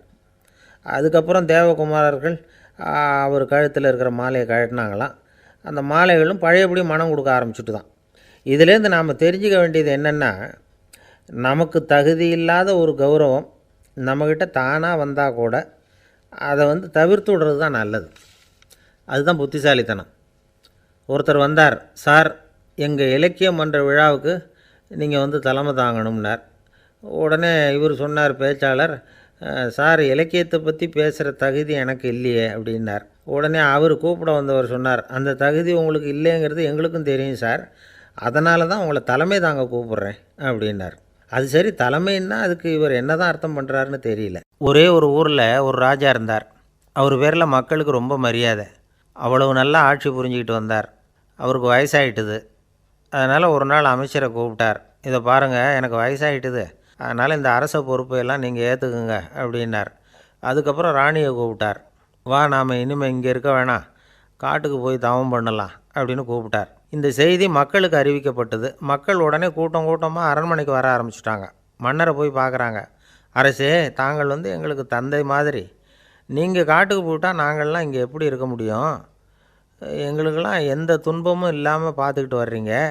இது மாதிரியான ஒரு அரசாட்சி இல்லைன்னா மக்கள் வாழ்ந்து என்ன பயன் அப்படின்னாங்க. இருந்தாலும் என்ன பண்ணுறது, வயசாயிட்ட காரணத்தினால இந்த முடிவுக்கு வர வேண்டியிருக்குது அப்படின்னாராம் ராஜா. அப்படின்னா நீங்கள் காட்டுக்கு போக வேணாம், நாங்கள் போகிறோம். நாங்கள் அங்கே போய் தவம் பண்ணுறோம், வழிபாடு பண்ணுறோம். கடவுள் வருவார், அவர்கிட்ட வரம் வாங்கிட்டு வந்துடுறோம் அப்படின்னாங்களாம். அப்படி சொல்லிவிட்டு உடனே எல்லோரும் காட்டுக்கு போனாங்க. நாட்டு மக்கள் எல்லாரும் ஒட்டு மொத்தமாக காட்டில் உட்காந்துக்கிட்டு தவம் பண்ணுறதை பார்த்தார் கடவுள். உடனே புறப்பட்டு வந்தார். எல்லோரும் இப்படி உட்காந்துருக்குறீங்களே, என்ன வேணும் உங்களுக்கு அப்படின்னு கேட்டார். உடனே மக்கள் எல்லாரும் ஒரு குரலில் சொன்னாங்க, சுவாமி, எங்கள் மன்னன் ரொம்ப நாளைக்கு நல்லபடியாக இருக்கணும். அவர் மகிழ்ச்சியாகவும் உடல் நலத்தோடும் இருந்தால் தான் நாங்கள் அமைதியாக வாழ முடியும் அப்படின்னாங்க. சரி, அதுக்கு என்ன செய்யணும் அப்படின்னார் ஆண்டவன். எங்கள் மன்னருக்கு இன்னும் ஒரு 100 வருஷம் ஆயுளை கொடுங்க அப்படின்னாங்க. அவ்வளவு தானே, சரி அப்படியே ஆகட்டும் அப்படின்னு சொல்லிவிட்டு ஆண்டவன் போயிட்டார். மக்கள் மகிழ்ச்சியோடு திரும்பி வந்தாங்க. மன்னா, கடவுள் வரம் கொடுத்துட்டார், நீங்கள் 100 வருஷம் வாழ போகிறீங்க அப்படின்னாங்க. இதை கேட்டதும் ராணி ராஜாவை வணங்கி, நான் தவம் செய்ய போகிறேன் அப்படின்னு புறப்பட்டாங்க. உடனே மக்கள் என்ன நினச்சாங்க தெரியுமா? ஐயோ, நாம் ராஜாவுக்கு மட்டும்தானே நீண்ட ஆயுள் வேணும்னு வரம் வாங்கினோம், ராணிக்கு வாங்கலையே, அதுதான் கோபத்தில் புறப்பட்டாங்க போல இருக்குது அப்படின்னு நினச்சி வருத்தப்பட்டாங்க. ஆனால் ராணி நினச்சது அது இல்லை. ராணி போய் தவம் பண்ணாங்க, கடவுள் காட்சி கொடுத்தார். இவங்க கேட்குறாங்க, சுவாமி, ராஜாவுக்கு மட்டும் 100 வருஷம் ஆயுள்னு வரம் கொடுத்துட்டீங்க, அப்படின்னா குடிமக்களும் 100 வருஷம் இருக்கணும். இப்படிப்பட்ட குடிமக்கள் இல்லைன்னா அப்படிப்பட்ட அரசன் இருந்து என்ன பிரயோஜனம் அப்படின்னாங்களாம். ஆண்டவன் பார்த்தார், சரி அவங்களும் 100 வருஷம் வாழ்வாங்க, அது மட்டும் இல்லை, நீயும் 100 ஆண்டு காலம் வாழ வரமளிக்கிறேன் அப்படின்னு சொல்லிவிட்டு மறைஞ்சிட்டார். இதில் ஆண்டவன் வர்றதும் மறையிறதும் முக்கியம் இல்லை. இதில் கவனிக்க வேண்டியது ஆள்கிறவனின் விசாலமானம், குடிமக்களின் விசாலமானம், ஆள்கிறவன் மனைவியினுடைய விசாலமானம். இப்படி ஒரு நாடு இருந்துட்டுதுன்னா எப்படி இருக்கும் வாழ்க்கையை நினச்சி பாருங்கள். அதனால தான் பெரியவங்கள்லாம் சொல்கிறாங்க, இதய வாசல் திறந்தே இருக்கணும், இதயத்தின் கதவுகளை மூடாதீங்க அப்படின்னு சொல்லுவாங்க. என்கிட்ட ஒருத்தர் சொன்னார், என்னுடைய இதய வாசல் எப்போவும் திறந்தே தான் இருக்குதுன்னார். எதனால் அப்படி சொல்கிறீங்க அப்படின்னு கேட்டோம். டாக்டரே சொல்லிவிட்டார், என்னுடைய இதயத்தில் ஒரு ஓட்டை இருக்குது அப்படின்னு, வால்வு சரியில்லையா அப்படிங்கிறார். ஒரு ஊரில் ஒரு ராஜா இருந்தார். அவர் அடிக்கடி காட்டுக்கு வேட்டையாட போவார். சில நண்பர்களையும் கூட அழைச்சிக்கிட்டு போவார். காட்டுக்கு போனதும் ஆளுக்கு ஒரு பக்கமாக போய் வேட்டையாடுவாங்க. சாயந்தரமாக திரும்பி வருவாங்க. மறுநாள் அரண்மனையில் உட்காந்து ஒவ்வொருத்தரும் அவங்க அனுபவங்களையெல்லாம் சொல்லிக்குவாங்க. அவங்கவுங்க வீரத்துக்கு தகுந்த மாதிரி பரிசை அந்த ராஜா கொடுப்பார். இது மாதிரி ஒரு தடவை எல்லோரும் வேட்டைக்கு போயிட்டு திரும்பி வந்ததும் உட்காந்து பேச ஆரம்பிச்சிருக்கிறாங்க. ஒருத்தன் சொன்னான், தன்னுடைய வீர தீர செயலை பற்றி அளக்க ஆரம்பிச்சிட்டான். ஏன்னா அதுக்கு பரிசு கிடைக்க போகுதில்ல, அதனால். அவன் என்ன சொன்னான் தெரியுமா? அரசே, நேற்றுக்கு காட்டில் என்ன ஆச்சு தெரியுமா? எனக்கு நேராக ஒரு சிங்கம் வாயை திறந்துக்கிட்டு வந்துட்டுது. நான் பயப்படவே இல்லை. உடனே ஒரு கல்லை எடுத்து குறி பார்த்து வீசினேன். சிங்கத்து வாய்க்குள்ளே போய் அந்த கல் மாட்டிக்கிட்டுது. அவ்வளவுதான். அந்த சிங்கம் என்னை பார்த்துட்டு பயந்துட்டு ஒரே ஓட்டமாக திரும்பி ஓடி போயிட்டுது அப்படின்னா. ஆஹா பலே அப்படின்னு எல்லோரும் கை தட்டினாங்க. ரெண்டாவது ஆள் ஒருத்தன் எழுந்திரிச்சான். அவன் சொல்ல ஆரம்பித்தான், அரசே, நான் போன வழியில் 2 பெரிய மலைப்பாம்பு கிடந்தது, என்னை முழுங்கிறதுக்கு வந்தது. நான் என்ன பண்ணேன் தெரியுமா? அந்த 2 பாம்போட வாலையும் ஒன்றா சேர்த்து முடிச்சு போட்டுட்டேன். அவ்வளவுதான். அது அங்கே இழுக்க இது இங்கே இழுக்க முடிச்சு நல்லா எருகி போட்டுது அப்படின்றான். ஆஹா அற்புதம்னு சொல்லி எல்லோரும் கை தட்டினாங்களாம். அடுத்தபடியாக 3வது ஆள் ஒருத்தன் வந்தான். அவன் சொல்ல ஆரம்பித்தான், மன்னா, நான் போன பாதையில் குறுக்க ஒரு ஆறு, அதில் இறங்கி குளித்தேன். யாரோ காலை பிடிச்சி இழுக்கிறது மாதிரி இருந்தது. திரும்பி பார்த்தா ஒரு பெரிய முதலை. நான் உடனே அப்படியே ஒரு துள்ளல் துள்ளி அது முதுகில் போய் உக்காந்துக்கிட்டேன். அதை அப்படியே கரைக்கு நீந்த வச்சேன். கரைக்கு வந்து சேர்ந்ததும் அப்படியே ஒரே துள்ளி குதித்து கரைக்கு வந்துட்டேன் அப்படின்றான். அவன் தன்னுடைய வீரத்தை அப்படி சொல்லியிருக்கான். அடடா, எப்பேற்பட்ட வீரம் அப்படின்னு எல்லாரும் கை தட்டினாங்களாம். 4வது ஆள் எழுந்திரிச்சான். மன்னா, நான் போன இடத்துல ஒரு கரடி வந்து என்னை துரத்த ஆரம்பிச்சுட்டுது. நான் ஒரு மலை உச்சிக்கு வந்துட்டேன். அதுக்கப்புறம் ஒரு அடி எடுத்து வச்சாலும் அதில் பாதாளத்தில் விழ வேண்டியது தான். அந்த நேரம் பார்த்து ஒரு பெரிய ராட்சச கழுகு அந்த பக்கமாக பறந்து வந்தது. நான் உடனே அப்படியே உயர எழும்பி அந்த கழுகோட காலை பிடிச்சிக்கிட்டேன். அப்படியே தொங்கிக்கிட்டே வந்தேன். ஒரு நல்ல இடம் வந்ததும் தொப்புன்னு கீழே குதித்து நடந்து வந்துட்டேன். நான் இதுக்கும் எல்லோரும் கை தட்டுறாங்க. கடைசியாக ஒரு ஆள் எழுந்திரிச்சான். அரசே, நான் வந்து போன வழியில் ஒரு பெரிய யானை குறுக்க வந்தது. பயங்கரமாக சத்தம் போட்டுக்கிட்டே வந்தது. நான் பயந்து ஓடலை. உடனே என்ன பண்ணேன் தெரியுமா? அந்த யானையோட வாலை பிடிச்சி தூக்கினேன். தலைக்கு மேலே தூக்கி கர கர கர கரன்னு சுற்றினேன். வேகமாக சுற்றி வீசி எறிஞ்சேன். அவ்வளவுதான். அதே ஸ்பீடில் அந்த யானை மேலே போக ஆரம்பிச்சுட்டுது. இன்னும் கூட அது போய்கிட்டே தான் இருக்குது, கீழே விழவே இல்லைன்னா. இதை கேட்டதும் ராஜாவுக்கு கோபம் வந்துட்டுது. என்ன முட்டாள்னு நினச்சிக்கிட்டு பேசுகிறியா? யானையை வந்து நீ வாலை பிடிச்சி தூக்குன, அதை நான் நம்பணுமா அப்படின்னார். உடனே இவன் பணிவாக பதில் சொன்னான். அரசே, ஒரு சிங்கத்து வாயில் கல் மாட்டிக்கிட்டதை நம்புறீங்க, மலைப்பாம்பு வாலை பிடிச்சி முடிச்சு போட்டதை நம்புறீங்க, முதல்ல முதுகில் சவாரி பண்ணதையும் நம்புறீங்க, கழுகு காலை பிடிச்சிக்கிட்டு பறக்கிறதையும் நம்புறீங்க. அப்படி நம்புகிறப்போ நான் சொன்னதை மட்டும் நம்பக்கூடாதா அப்படின்னு கேட்டானான். பொய் சொன்னவங்கெல்லாம் தலையை தொங்க போட்டுக்கிட்டாங்களாம். ராஜா அவங்கள பார்த்து சொன்னாராம், நீங்கள் எல்லாரும் என்னை முட்டாளாக்கியிருக்கிறீங்க. கடைசியாக பேசின இவன் தான் எனக்கு உண்மை எது பொய் எதுங்கிறத புரிய வச்சிருக்கிறான். இவன் தான் உண்மையான தைரியசாலி அப்படின்னு சொல்லி அவனுக்கே பரிசையெல்லாம் கொடுத்து பாராட்டினாராம். இப்படி ஒரு கதை. உண்மையை நிலைநாட்டுகிறவன் தான் உண்மையான வீரன் அப்படிங்கிறத இதிலிருந்து நாம் புரிஞ்சுக்கணும். இந்த காலத்துல எல்லாம் பொய் சொன்னால் தான் பிழைக்க முடியுங்கிறது ஒரு சில பேரோட நம்பிக்கை. ஒரு அப்பாவுக்கு தன் மகனுக்கு பொய் சொல்ல தெரியலையேங்கிற கவலை. பொய் சொன்னால் தான் இந்த உலகத்தில் பிழைக்கலாம், ஆனால் இவனுக்கு அது தெரியலையே, அதனால் இவனை அழைச்சிட்டு போய் நடுக்கடலில் விட்டுட்டு வந்துடுவோம் அப்படின்னு அழைச்சிட்டு புறப்பட்டான். கடற்கரைக்கு போனான். மகனுக்கு சந்தேகம். எங்கேப்பா என்னை அழைச்சிட்டு போகிறேன்னு கேட்டிருக்கான். கடலில் மீன் பிடிக்க கற்றுக் கொடுக்க போகிறேன் உனக்கு அப்படின்னானா. நான் ஏற்கனவே மீன் பிடிச்சிட்டேனேன்னானா இவன் மகன். எங்கே அதுன்னு கேட்டிருக்கான் அப்பங்காரன். சுட்டு சாப்பிட்டுட்டேன்ருக்கான் புள்ள. அப்பங்காரன் பார்த்தான். சரி, நம்ம புள்ள பொழைச்சிக்கோ அப்படின்னு சொல்லி திருப்பி அழைச்சிட்டு வந்துட்டானான். ஒரு தடவை நாரதர் ஒரு தெரு வழியாக போய்கிட்டு இருந்தார். வழியில் ஒருத்தர் வேத சாஸ்திரம்லாம் படிச்சுக்கிட்டு உட்காந்துருந்தார். அவர் நாரதரை பார்த்து எங்கே போயிட்டுருக்குறீங்கன்னு கேட்டார். கடவுளை பார்த்துட்டு வரலாம்னு போயிட்டுருக்கிறேன் அப்படின்னார் நாரதர். அப்படின்னா அவர்கிட்ட எனக்கு எப்போ முக்தி கிடைக்கும்னு கேட்டுட்டு வாங்களேன் அப்படின்னார் இவர். சரி, கேட்டு வரேன் அப்படின்னு சொல்லிவிட்டு நாரதர் நடந்தார். கொஞ்சம் தூரத்தில் ஒரு மரத்தடியில் ஒரு தொழிலாளி செருப்பு தைச்சிக்கிட்டு உட்காந்துருந்தார். அந்த ஆளும் அதே மாதிரி கேட்டுக்கிட்டார். எனக்கு எப்போ முக்தி கிடைக்கும்னு கடவுள்கிட்ட கேட்டுக்கிட்டு வாங்களேன்னார். அவர்கிட்டையும் சரின்னு சொல்லிவிட்டு நாரதர் நேராக வைகுண்டத்துக்கு வந்து சேர்ந்தார். கடவுளை பார்த்தார். இவங்க 2 பேரும் சொல்லி அனுப்பின விஷயத்தை பற்றி கேட்டார். அதுக்கு கடவுள் சொன்னார், அந்த செருப்பு தைக்கிற தொழிலாளி உடல் நீத்ததும் உடனே என்னை வந்து அடைவான். ஆனால் அந்த சாஸ்திரம் படித்த ஆள் இப்போதைக்கு என்கிட்ட வந்து சேரமாட்டான். அவன் இன்னமும் பல பிறவிகள் எடுத்து அங்கேயே இருக்க வேண்டியிருக்குது. எப்போ இங்கே வந்து சேருவான்னு எனக்கே தெரியாது அப்படின்னார். நாரதருக்கு இதோட ரகசியம் என்னங்கிறது புரியல. எனக்கு ஒன்றும் புரியலையேன்னாரான் கடவுள்கிட்ட. சீக்கிரம் புரிஞ்சுக்குவேன்.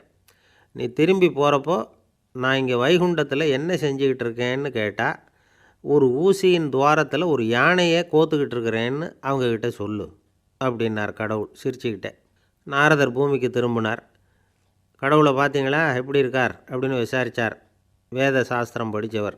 ஓ பகவானா, அவர் வந்து யானையை வந்து ஊசியின் காதில் நுழைச்சிக்கிட்டு இருக்கிறார் பார்த்தேன்னார் நாரதர். ஊசி காதில் யானையா? அது எப்படி முடியும்?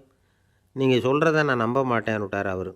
சரி, இந்த ஆளுக்கு இறைவன் பேரில் நம்பிக்கை இல்லை அப்படிங்கிறத நாரதர் புரிஞ்சுக்கிட்டார். அடுத்தபடியாக அந்த தொழிலாளி இருந்த இடத்துக்கு போனார். இறைவனை பார்த்தீங்களான்னு கேட்டார் அவர். பார்த்தேன், ஒரு ஊசி துவாரத்தில் யானையை கோத்துக்கிட்டு இருந்தார் அப்படின்னு சொல்லிவிட்டு நாரதர் அந்த ஆள் முகத்தை கவனித்தார். அந்த தொழிலாளி இதை கேட்டுட்டு கொஞ்சம் கூட ஆச்சரியப்படலை. அவரால் முடியாத காரியம் கூட உண்டானார். என்ன இப்படி சொல்கிற? ஊசியின் துவாரத்தில் யானையை கோக்க முடியும்னு நீ நம்புறியா அப்படின்னு கேட்டார் நாரதர். நிச்சயமாக நம்புகிறேன்னார் அவர். அது எப்படி அப்படின்னு கேட்டார் இவர். இதோ பாருங்கள், நான் இந்த ஆலமரத்தடியில் தான் தினமும் உட்காந்துருக்கிறேன். தினமும் இந்த மரத்திலிருந்து எவ்வளவோ பழம் கீழே விழுது. இந்த பழத்தில் இருக்கிற ஒவ்வொரு விதையிலேயும் உள்ள ஒரு ஆலமரம் இருக்குது. ஒரு சின்ன விதைக்குள்ளே ஒரு பெரிய ஆலமரம் இருக்க முடியுங்கிறப்போ ஊசி துவாரத்தில் கடவுள் வந்து யானையை நுழைய வச்சாருங்கிறத ஒத்துக்கிறதுல என்ன கஷ்டம் இருக்குது அப்படின்னு ரொம்ப சர்வசாதாரணமாக பதில் சொன்னாராம் அந்த தொழிலாளி. நாரதர் யோசனை பண்ணார். இந்த தொழிலாளி வேத சாஸ்திரங்களையெல்லாம் படிக்கலைன்னா கூட அறிவுபூர்வமாக சிந்தித்து இறைவனை நம்புகிறான். அதனால தான் கடவுள் இந்த ஆளுக்கு சீக்கிரம் முக்தி கிடைக்கும்னு சொன்னார் அப்படிங்கிறத புரிஞ்சுக்கிட்டாராம். இந்த கதையில் வர்ற கடவுள், நாரதர், வைகுண்டம் இதெல்லாம் ஒரு பக்கம் இருக்கட்டும், ஒரு சின்ன விதைக்குள்ளே ஒரு பெரிய ஆலமரம் தூங்கிக்கிட்டு இருக்கு அப்படிங்கிற உண்மை, அந்தரத்தில் 1000 கிரகங்கள் சுற்றிக்கிட்டு இருக்குங்கிற உண்மை, இதெல்லாம் நாம் பார்த்துக்கிட்டு தானே இருக்கிறோம். இந்த உண்மைகள் அதிசயமாக நமக்கு தெரியறதுனால அதை நம்பாமல் இருந்துட முடியாது. இயற்கையை பரிபூர்ணமாக நம்புங்கள், அந்த நம்பிக்கையே நம்ம வாழ்க்கைக்கு ஆதாரம் அப்படிங்கிறத விளக்கறதுக்காக தான் இந்த கதை. இந்த காலத்தில் நம்ம பிள்ளைங்களுக்கெல்லாம் இது மாதிரி நம்பிக்கை அதிகமாகவே இருக்குது. ஒரு நாள் ஒரு சின்ன பையன்கிட்ட கேட்டேன், ஏன்பா கடவுள் ஒரு பானைக்குள்ளே ஒரு யானையை நுழைய வச்சுட்டாருன்னு சொன்னால் அதை நீ நம்புவியா அப்படின்னு கேட்டோம். நம்புவேன் சார், அது ஒன்றும் பெரிய அதிசயம் இல்லைன்னா. எப்படிறான்னு கேட்டோம். எப்படின்னா அந்த பானை அந்த யானையை விட பெருசாக இருந்திருக்கும், அவ்வளவுதான் அப்படின்னு சொல்கிறான். ஒரு பெரியவர் உட்காந்துருக்கிறார், அவரை சுற்றி அவருடைய தோழர்கள் உட்காந்துருக்கிறாங்க. ஏதோ ஒரு முக்கியமான செய்தியை அவர் அவங்களுக்கு சொல்லிகிட்டு இருக்கிறார். அவங்களும் ஆர்வமாக கேட்டுக்கிட்டு இருக்கிறாங்க. இந்த சமயத்தில் யாரோ ஒரு ஆள் வேகமாக அங்கே வர்றார். வர்ற வேகத்திலேயே எனக்கு ஏதாவது உதவி செய்யுங்க அப்படின்னு கேட்டுக்கிட்டே வர்றார். கேட்குறது உதவி, ஆனால் குரல் மிரட்டுறது மாதிரி இருக்குது, அதட்டி கேட்குறது மாதிரி இருக்குது. இதை கேட்டதும் அந்த பெரியவர் ஆத்திரப்படலை, ஆனால் அவரை சுற்றி இருந்தவங்க ஆத்திரப்பட்டாங்க. இதை பெரியவர் கவனித்தார். கொஞ்சம் அமைதியாக இருங்கன்னார். வந்தவரை கூப்பிட்டார், அவருக்கு சில பொருள்களை கொடுத்தார். என்னங்க இப்போ உங்களுக்கு மகிழ்ச்சி தானே அப்படின்னார். ஆ அப்படின்னு அலட்சியமாக அவர் சொல்கிறார்.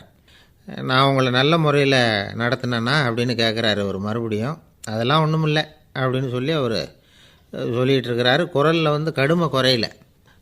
சுற்றி இருந்தவங்களால் இதை பொறுத்துக்க முடியல. கோபத்தோடு அவரை நோக்கி நெருங்க ஆரம்பித்தாங்க.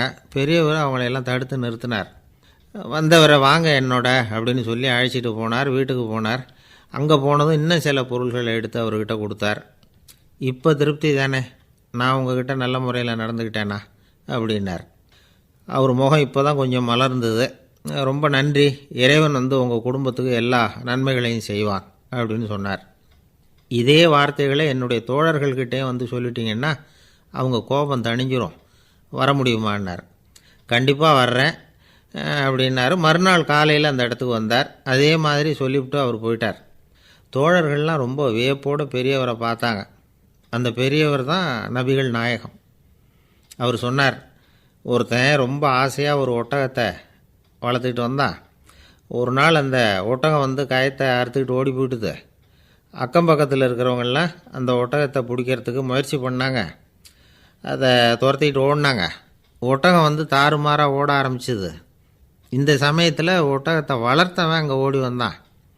நீங்கள் அதை ஒன்றும் செய்ய வேணாம், விட்டுருங்க, அதோட சுபாவம் எனக்கு நல்லா தெரியும், அதை சுலபமாக என்னோடய வழிக்கு கொண்டுட்டு வந்துட முடியும், நான் பார்த்துக்கிறேன், விட்டுருங்கோ அப்படின்னா. எல்லோரும் விலகி போயிட்டாங்க. இவன் என்ன செஞ்சான் தெரியுமா? கொஞ்சம் புல்லை கையில் எடுத்துக்கிட்டு அந்த ஒட்டகத்தை நெருங்கினான். அவ்வளவுதான். அது ஓடி இவன் காலடியில் உட்காந்துக்கிட்டது. செல்லமாக அதை அப்படியே தடவி கொடுத்தான். முதுகில் ஏறி உட்காந்துக்கிட்டான். அது பாட்டுக்கு சாதுவாக நடந்து போகுது. இந்த கதையை நபிகள் நாயகம் தம்முடைய தோழர்களுக்கு சொல்கிறார். ஒட்டகத்தை மட்டும் இல்லை, சில மனிதர்களையும் கூட சில விதத்தில் அணுகி தான் அவர்களை சீர்திருத்த வேண்டியிருக்குது அப்படிங்கிறத அவங்களுக்கு உணர்த்தினார். இது ஒரு அழகான உளவியல் அணுகுமுறை. சில குடும்ப தலைவர்கள் கூட இந்த ஒட்டகம் மாதிரி நடந்துக்கிறது உண்டு, அப்புறம் அடங்கி போகிறதும் உண்டு. ஒரு குடும்ப தலைவர் காலையில் எழுந்திரிச்சதுலேருந்து சத்தம் போட்டு கத்திக்கிட்டு இருப்பார்.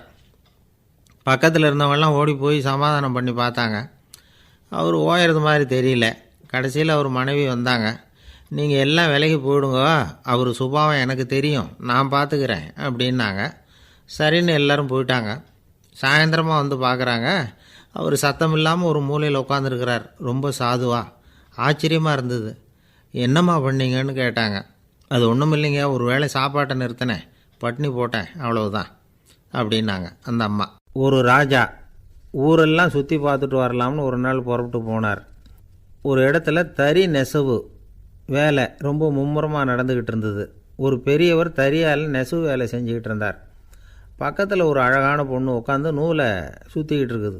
ராஜா அந்த பெரியவரை பார்த்து யார் இந்த பொண்ணுன்னு விசாரித்தார். ராஜா அப்படி கேட்டதும் அவருக்கு ரொம்ப பெருமையாக போயிட்டுது. ஏன்னா உட்காந்துருந்தது அவரோட மகள். அரசே, இது என்னுடைய மகள், இவ வேகமாக நூல் தெரிக்கக்கூடியவள், வைக்கோலை எடுத்து இவ திரிச்சா கூட அது எல்லாம் பவுனிழையாக வெளியில் வரும் அப்படின்னு ஒரு ராசி இவளுக்கு அப்படின்னு ரொம்ப பெருமையாக ராஜா கிட்ட சொன்னார். ராஜா இதை கேட்டதும் அசந்துட்டார். அப்படியா, இவ்வளவு அழகும் சாமர்த்தியமும் உள்ள இந்த பொண்ணு என்னோட வரட்டுமே, இவளை என் மருமகளாக ஆக்கிக்கிறேன் அப்படின்னார் ராஜா. அந்த பெரியவருக்கு ஒன்றும் புரியல. ஏதோ கொஞ்சம் பெருமையாக சொல்ல போவோ அது இப்படி ஆகிட்டுதே அப்படின்னு கவலைப்பட்டார். இருந்தாலும் ராஜா பேச்ச தட்ட முடியுமா, மகளை அனுப்பி வச்சுட்டார். ராஜா அந்த பொண்ணை அரண்மனைக்கு அழைச்சிட்டு வந்தார். அங்கே ஒரு அறையில் வச்சு பூட்டி விட்டார். அந்த ரூமு நிறைய வைக்கோலை கொண்டாந்து போட்டு அடைச்சாங்க. 3 ராட்டைகள் வேறு வச்சுருந்தாங்க. நாளைக்கு பொழுது விடியறதுக்குள்ளே நீ இந்த வைக்கோலையெல்லாம் தங்க இழைகளாக மாற்றி காட்டணும். நாளைக்கு காலம்புற வந்து நான் இந்த அறை கதவை திறப்பேன். உன் தகப்பன் சொன்னது மாதிரி எல்லாம் தங்கமாக மாறி இருக்கணும், இல்லைன்னா நீ உயிர் தப்ப முடியாது அப்படின்னு உத்தரவு போட்டார். பாவம் அந்த பொண்ணு என்ன பண்ணும், பகல் பூரா அழுதுகிட்டே உட்காந்துருக்குது. ராத்திரி பூராவும் தூக்கம் வரல. மறுநாள் அதிகாலை நேரத்தில் யாரோ கதவை தட்டுற சத்தம் கேட்டுது. பயந்துக்கிட்டே கதவை திறக்கிறா. திறந்து பார்த்தா வெளியில் 3 அவலட்சணமான பெண்கள். ஒருத்திக்கு வந்து கால் அகலமாக முறை மாதிரி இருக்குது, இன்னொருத்திக்கு கட்டை விரல் கரண்டி மாதிரி பெருசாக இருக்குது, 3ஆவது பொண்ணுக்கு உதடு தடித்து ரப்பர் மாதிரி தொங்கிக்கிட்டு இருக்கு. யார் நீங்கள், உங்களுக்கு என்ன வேணும் அப்படின்னு கேட்குது இந்த பொண்ணு. நாங்கள் உங்களுக்கு உதவி செய்கிறதுக்கு தான் வந்திருக்குறோம் அப்படின்னு சொல்லி உள்ளே வந்தாங்க. உட்காந்தாங்க. கொஞ்ச நேரத்துக்குள்ளே உள்ளே இருந்த வைக்கோலையெல்லாம் தங்க இழைகளாக மாற்றி கொடுத்துட்டு போயிட்டாங்க. காலையில் ராஜா வந்தார், பார்த்தார். ஆகா பேஷுனார். இன்னும் கொஞ்சம் வைக்கோலை கொண்டாந்து அந்த ரூமில் போட சொன்னார். இந்த வைக்கோலையும் இன்றைக்கி தங்கமாக மாற்றிவிடு, நாளைக்கு மறுநாள் உனக்கும் இளவரசனுக்கும் கல்யாணம்னு சொல்லிவிட்டார். இன்றைக்கி ராத்திரி அந்த 3 பொண்ணுங்களும் வந்தாங்க. வைக்கோலை பொண்ணு இழைகளாக மாற்றினாங்க, புறப்பட்டாங்க. இந்த பொண்ணு அவங்க காலில் விழுந்து வணங்கினா. என் உசுரை காப்பாற்றினீங்க, உங்களுக்கு நான் என்ன கைமாறு செய்ய போகிறேன் அப்படின்னா. பயப்படாத, நீ விரும்பினா எங்களுக்கு ஒரு உதவி செய்யலாம். உன்னுடைய கல்யாணத்துக்கு நாங்கள் 3 பேரும் வரோம். நீ எங்களை வந்து வரவேற்று ராஜாக்கிட்டேயும் இளவரசர்கிட்டையும் நாங்கள் வந்து உன்னோட பெரியப்பா பொண்ணுங்கன்னு சொல்லி அறிமுகப்படுத்தி வை, நாங்கள் விருந்து சாப்பிட்டுட்டு போயிடுறோம் அப்படின்னாங்க. ரொம்பவும் சந்தோஷமாக சரின்னு ஒத்துக்கிட்டா. கல்யாண நாள் வந்தது. கல்யாணம் ரொம்ப கோலாகலமாக நடந்துக்கிட்டு இருக்கு. எல்லா தேசத்து ராஜா ராணிகளும் வந்துக்கிட்டு இருக்கிறாங்க. அந்த 3 அவலட்சணமான பொண்ணுங்களும் வந்து சேர்ந்தாங்க. யார் இவங்கன்னு கேட்டார் ராஜா. என் பெரியப்பா பொண்ணுங்க அப்படின்னா அந்த பொண்ணு. காலும் உதடும் கட்டை விரலும் ஏன் இப்படி உங்களுக்கு அவலட்சணம் ஆயிட்டுது அப்படின்னு கேட்டார். அதுக்கு அந்த பொண்ணுங்க பதில் சொன்னாங்க. என்ன செய்கிறது, ஓயாமல் வைக்கோலை நூற்று ஒருத்தியோட கட்டை விரல் அப்படி கரண்டி மாதிரி ஆயிட்டுது, நாக்கில் தொட்டு தொட்டு திரிச்சதுனால ஒருத்தியோட உதடு அப்படி ஆயிட்டுது, காலால் கட்டையை அழுத்தி அழுத்தி தறி போட்டதுனால இன்னொருத்தையோட கால் அப்படி ஆயிட்டுது. உங்கள் மருமகளாக வந்திருக்கிற இந்த பொண்ணு அந்த 3ஐயுமே செய்ய தெரிஞ்சவ தான். என்ன ஆக போதும் இன்னும் கொஞ்ச நாளில் அப்படின்னாங்க. அவ்வளவுதான். ராஜா பயந்துட்டார். அம்மா, இன்னையிலேருந்து நீ இளவரசனின் மனைவி, நீ எப்பவும் அழகாக இருக்கணும், அதனால் நீ இனிமேல் வைக்கோலை திரிக்கவே கூடாது அப்படின்னு உத்தரவு போட்டார். அவளை இக்கட்டான சூழ்நிலையிலேருந்து காப்பாற்றின அந்த 3 பொண்ணுங்களும் சந்தோஷமாக திரும்பி போயிட்டாங்களாம். சுவாமி சின்மயானந்தர் இந்த கதையை சொல்லியிருக்கிறார். தன்னலம் மறந்து சுயலாபத்தை வந்து தியாகம் செய்கிறது வைக்கோல்லேருந்து தங்க இழையை நூக்கிறது மாதிரி அப்படிங்கிறார் அவர். அது இருக்கட்டும், இப்போ நம்ம கதைக்கு வருவோம். ஒரு ராஜா தன்னோட மகனுக்கு சுயவரம் நடத்தினார். எல்லா தேசத்திலிருந்தும் ராஜகுமாரர்கள் வந்திருந்தாங்க. ராஜகுமாரியை கல்யாணம் பண்ணிக்கலாம்ங்கிற ஆசையில் சுயம்பர மண்டபத்திலேருந்து எல்லா ராஜகுமாரர்களும் அலறி அடிச்சுக்கிட்டு வெளியில் ஓடி வந்துக்கிட்டு இருக்கிறாங்களாம். ஏன் இப்படி எல்லாரும் மிரண்டு போய் ஓடி வர்றாங்கன்னு கேட்டார் ஒருத்தர். அதுக்கு இன்னொருத்தர் விவரம் சொன்னார். ராஜகுமாரியை இன்றைக்கி தான் அவங்க நேரில் பார்த்தாங்களாம், அதுதான் அப்படி ஓடி வந்துக்கிட்டு இருக்கிறாங்க அப்படின்னார். நம்மளில் சில பேர் ரொம்ப தைரியமாக இருப்பாங்க. நாம் கூட சொல்கிறது உண்டு, அந்த ஆளுகிட்ட வர்றதுக்கு எமன் கூட பயப்படுவான் அப்படின்னு சொல்கிறது உண்டு. தைரியசாலிகளை நெருங்கிறதுக்கு எமன் பயப்படுவான் அப்படின்னு சொல்கிறது உண்மை தான். அது பொய் இல்லை. மன வலிமை இருக்குது பாருங்கள், அது மனுஷனை காப்பாற்றும். இது வந்து மருத்துவ ரீதியான உண்மை. உடல் கோளாறுகள் மன ஆரோக்கியத்தை பாதிக்கும். மன எழுச்சி, மன போராட்டம் இதெல்லாம் வந்து உடல் இயக்கத்தில் மாறுதலை உண்டாக்குது. சில வகையான நோய்களுக்கும் மனசுக்கும் இருக்கிற சம்பந்தம் என்னங்கிறத பற்றியெல்லாம் இப்போ ஆராய்ச்சி பண்ணுறாங்க. ஆஸ்மா, மூட்டு வலி, பெருங்குடல் அழற்சி, உயர் இரத்த அழுத்தம், சோரியாசிஸுங்கிற தோல் வியாதி, வயிற்று புண்ணு, இந்த தைராய்டு நச்சுத்தன்மை, இது மாதிரி நோய்களை உண்டாக்குறதுல மனசோட பங்கு என்னங்கிறத பற்றியெல்லாம் ஆய்வு பண்ணி பார்த்துருக்குறாங்க.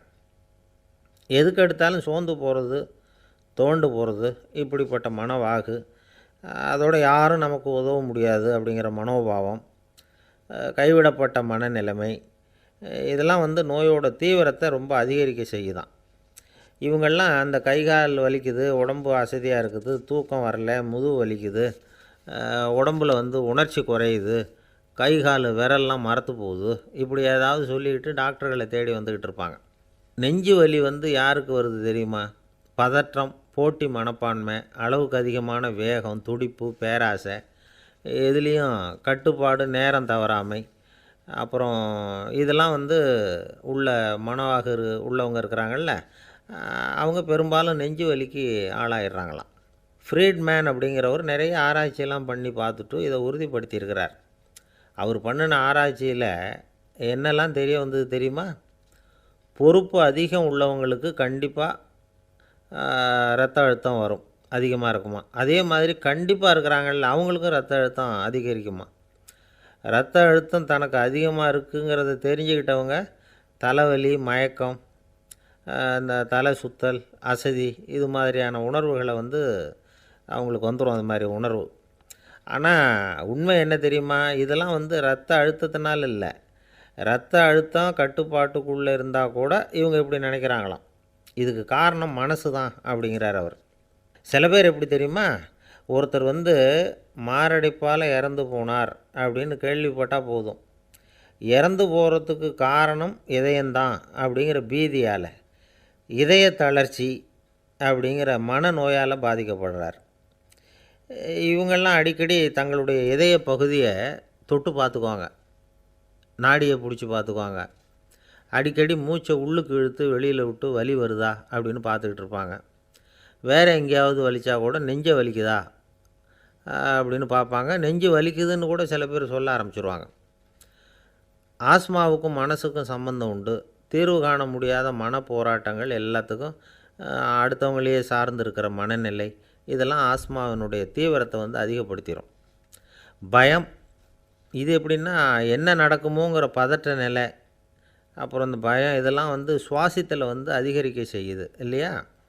இதனால் இரத்தத்தின் காரத்தன்மை அதிகமாகி நோயின் தீவிரமும் அதிகமாகுது. மன போராட்டம், மனக்கவலை, மன இறுக்கம், இதெல்லாம் வந்து தோல் வியாதியை தூண்டி விடுதான். இது மாதிரி இன்னும் எவ்வளவோ இருக்குது. அதனால் இன்றைக்கி நமக்கு தேவை என்னென்னா மன வலிமை, மலர்ந்த முகம், இது ரெண்டும் இருந்துட்டுதுன்னா பலவிதமான நோய்கள் நம்மக்கிட்ட நெருங்கி வராது. டாக்டர் என்ன நெருங்காமல் இருக்கிறதுக்கு நான் ஒரு காரியம் பண்ணுறேன் அப்படின்னார் ஒருத்தர். அவர் என்ன அர்த்தத்தில் சொன்னார்னா, டாக்டர் வந்து அவரை நெருங்காமல் இருக்கிறதுக்கு அவர் ஒரு காரியம் பண்ணுறாராம். நண்பர்கிட்ட சொன்னார். நண்பர் கேட்டார், அது என்ன காரியம் பண்ணுற அப்படின்னு கேட்டார். தினம் ஒரு ஆப்பிள் பழம் சாப்பிட்றேன்னார் அவர். ஏன்னா ஆங்கிலத்தில் ஒரு பழமொழி சொல்லுவாங்கள்ல, an apple a day keeps doctor away அப்படிம்பாங்க.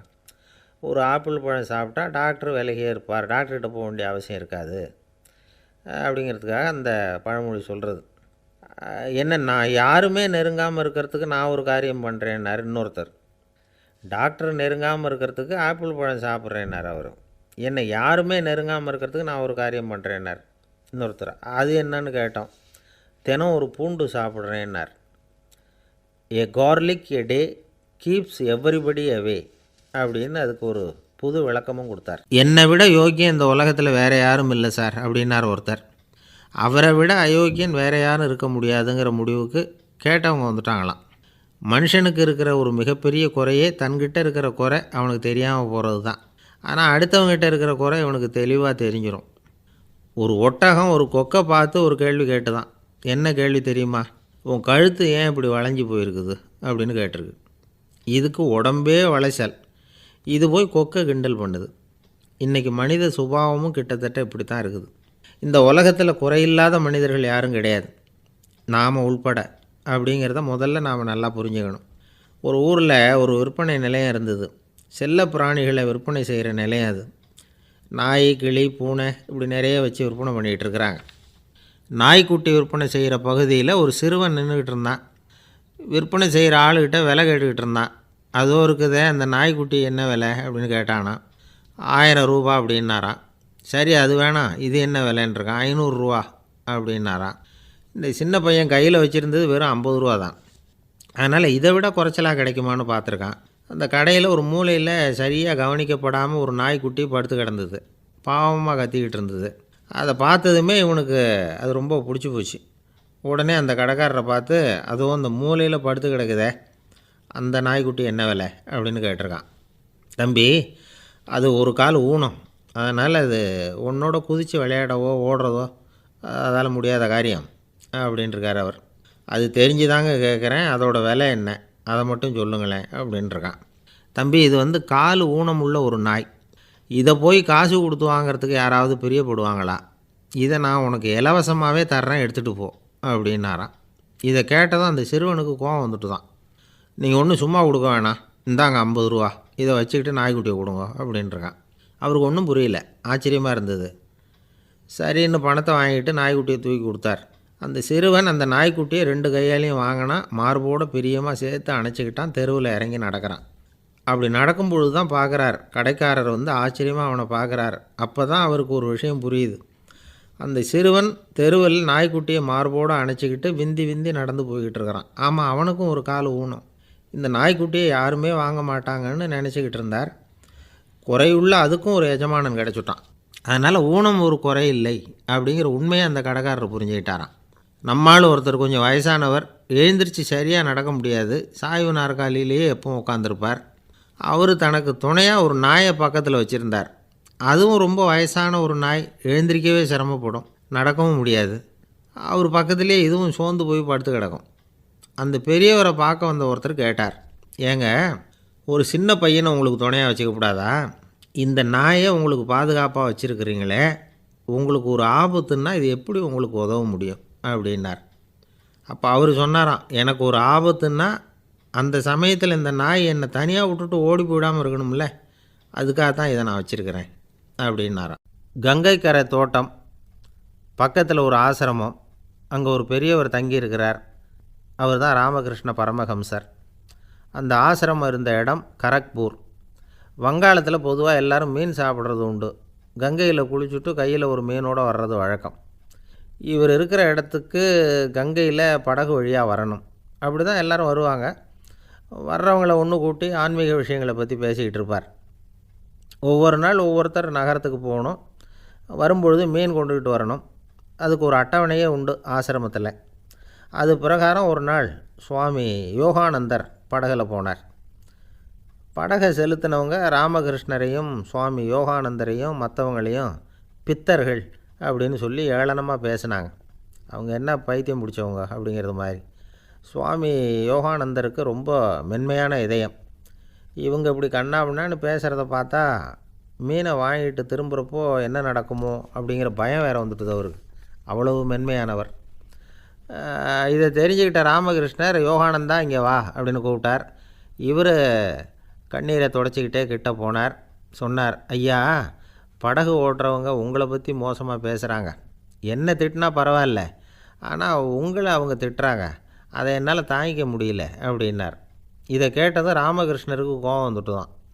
என்னது, உன்னுடைய குருவை பற்றி அவங்க மோசமாக பேசும்பொழுது நீ சும்மா இருந்தியா? வெளியில் போ அப்படின்னு விட்டார். குரு நிந்தனை செய்கிறப்போ அதை கேட்டுக்கிட்டு சும்மா இருக்கலாமா? குரு நிந்தனையை கேட்டால் பாவம் இல்லையா? என்னை தூற்றும்போது அவங்க பாவம் செய்கிறாங்க, அதை கேட்டுக்கிட்டு நீ சும்மா இருந்தால் நீயும் பாவம் செய்கிற அப்படின்னாராம். அடுத்த நாள் சுவாமி நிரஞ்சனானந்தர் போக வேண்டிய நாள். இவர் படகில் போகும்பொழுதும் அதே மாதிரி நடந்து தான். அவங்க மோசமாக பேச ஆரம்பித்தாங்க, திட்ட ஆரம்பித்தாங்க.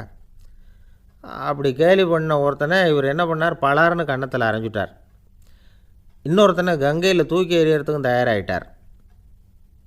அதுக்கப்புறம் அவங்க யாரும் வாயை திறக்கலை. மீன் வாங்கிட்டு வர்றப்பவும் படகுல ஒரே அமைதி, அவ்வளவு பயம் அவங்களுக்கு. ராமகிருஷ்ணர் கூப்பிட்டு விசாரித்தார் என்ன நடந்ததுன்னு. இவர் சொன்னார், அவர் யோகானந்தா போகும்பொழுது என்ன நடந்ததோ அப்படியே தான் இப்போவும் நடந்தது. குரு நிந்தனை செய்கிறத கேட்டுக்கிட்டு நான் சும்மா இருப்பேனா?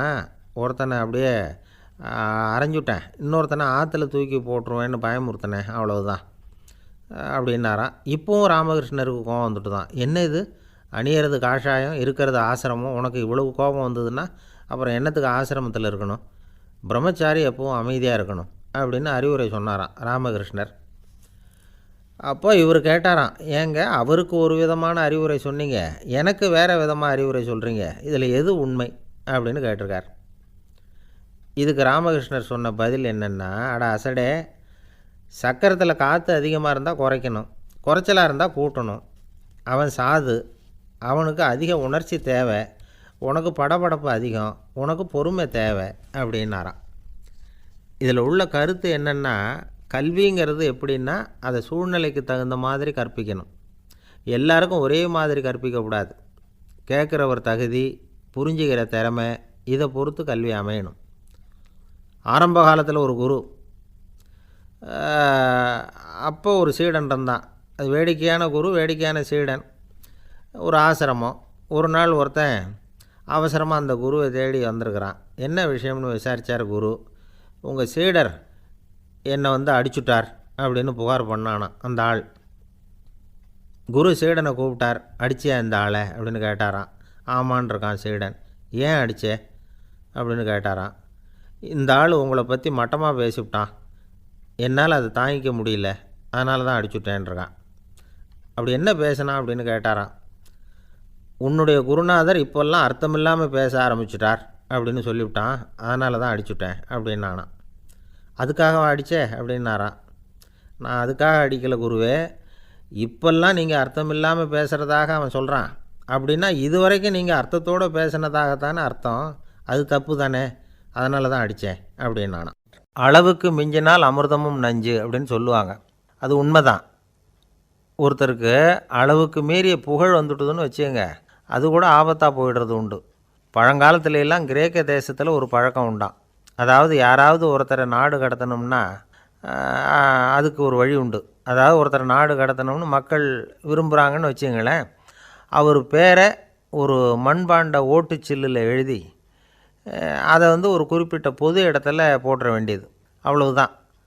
இது மாதிரி பல பேர் போட்டுக்கிட்டே இருப்பாங்க. எல்லாம் அப்படியே குவிஞ்சு போயிடும். அந்த ஓட்டாஞ்சில்லு குவியலில் யாருடைய பேர் அதிகமாக இருக்குதோ அந்த நபரை ஒரு 10 ஆண்டுகள் நாடு கடத்தி விடுவாங்க. இது அந்த ஊர் வழக்கமாக. ஒரு நாள் அந்த குவியலுக்கு பக்கத்தில் ஒரு ஆள் நின்றுக்கிட்டு இருக்கிறான். அவன் கையில் ஒரு ஓட்டாஞ்சில்லு வச்சுருக்கிறான். அதில் யாரோட பேரையோ எழுதணும், எழுதி அந்த இடத்துல போடணுங்கிறது அவன் ஆசை. ஆனால் அவன் படிக்காதவன், அதனால் எழுத தெரியல. யாராவது அந்த வழியாக வர்றாங்களான்னு பார்த்துக்கிட்டே நின்றுக்கிட்டு இருந்தான். ஒரு பெரியவர் வந்துக்கிட்டு இருந்தார். அவர்கிட்ட ஓடினான். கையில் இருந்த மண்பாண்ட சில்லை கொடுத்தான். ஐயா, இதில் ஒரு பேர் எழுதி கொடுங்களேன்னா. அந்த பெரியவர் அதை வாங்கி கையில் வச்சுக்கிட்டு, என்ன பேர் எழுதணும் சொல்லு அப்படின்னா. இவன் சொன்னான், அரிஸ்டைடிஸ் அப்படின்னு எழுதுங்க அப்படின்னா. இதை கேட்டதும் அந்த பெரியவருக்கு அதிர்ச்சி. ஏன்னா அவர் தான் அரிஸ்டைடிஸ், தத்துவ மேதை அரிஸ்டைடிஸ் அவர். இருந்தாலும் நான் தான் அதுங்கிறத காட்டிக்காமல் அந்த ஆளுக்கிட்ட கேட்டார்.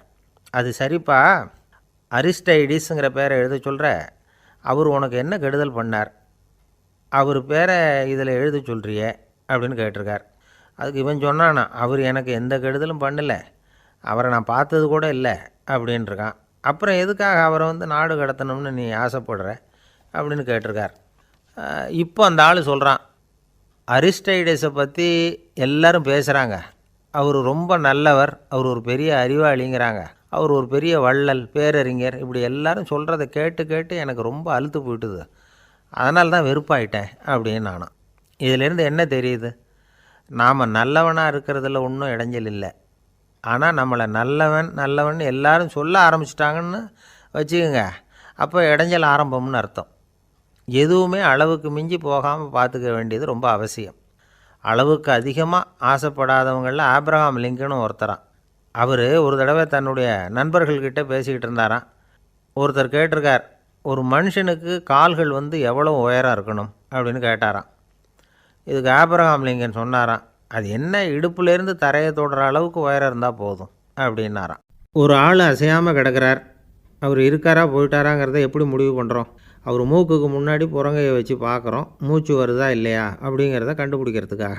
மூச்சுங்கிறது அவ்வளவு முக்கியமான ஒரு விஷயம். சுவாசம் இல்லைன்னா எதுவுமே இல்லை.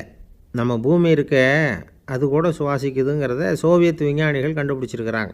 பூமிக்கு மேலே இருக்கிற மண் அடுக்கில் காற்றில் உள்ள ஆக்சிஜன் ஆக்சிகரணம் அடையுது அப்படின்னு தான் இதுவரைக்கும் எல்லோரும் நம்பிக்கிட்டு இருந்தாங்க. ஆனால் இப்போ என்ன கண்டுபிடிச்சிருக்கிறாங்கன்னா, அந்த ஆக்சிஜன் பூமிக்குள்ளே 1 கிலோமீட்டர் ஆழம் வரைக்கும் ஊடுருவி போகுதாம். பூமிக்குள்ளே 2 பக்கமும் பல கிலோமீட்டர் வரைக்கும் பரவுதான். பூமிக்குள்ளே இருக்கிற நீர்நிலை அடுக்குகள் தான் நுரையீரல் செய்கிற வேலையை செய்யுதான். நம்ம உடம்புல நுரையீரல் இல்லைன்னா ஒன்றும் நடக்காது. ஒரு மரத்தை தலைகீழாக தொங்க போட்டால் எப்படி இருக்கும்? அப்படி யோசிச்சு பாருங்கள். அப்படி தான் இதுவும் நுரையீரலும் அப்படி தான் இருக்கும். வலது பக்கம் ஒன்று, இடது பக்கம் ஒன்று. வலது பக்கம் நுரையீரல் கொஞ்சம் பெருசாக இருக்கும். நுட்பமான நரம்பு குழாய்கள் அதில் இருக்கும். கோடிக்கணக்கான நுண்ணிய குழாய்களை வச்சுக்கிட்டு தான் அது வேலை செய்யுது. 25 கோடி குழாய்கள் இருக்கும். அதை அப்படியே முழுசாக பிரித்து பரப்புனா ஒரு டென்னிஸ் கோர்ட்டில் பாதி பரப்பளவு இருக்குமா. நுரையீரல் நிறம் கருஞ்சிவப்பு தான். புகை அதிகமாக உள்ளே போச்சுன்னா அது கருப்பாயிடுது. காற்றுல உள்ள பிராணவாயுவை இது இழுத்து எடுத்துக்கிட்டு ரத்தத்தை சுத்தப்படுத்துகிற முக்கியமான வேலையை இது செய்யுது. அசுத்த காற்றை வெளியில் அனுப்பி வச்சுருது. ஒருத்தர் வேகமாக ஓடி வரார், அவருக்கு மூச்சு இறைக்கும். பயங்கரமாக எதையாவது பார்த்து விடுறார், உடனே மூர்ச்சி ஆகிடுவார். இது மாதிரி சமயங்களில் வேறு எந்த தூண்டுதலும் இல்லாமல் நுரையீரல் தானாகவே இயங்கும். இப்படி ஒரு அவசியம் ஏற்படுறப்போ இயக்கத்தை தூண்டி விடுற முக்கியமான இணைப்பு மூளைக்கு கீழே முதுகு எலும்புக்கு மேற்பகுதியில் இருக்குது. அது உடனே சுவாசத்துக்கு அவசர உதவியை கொடுக்குது.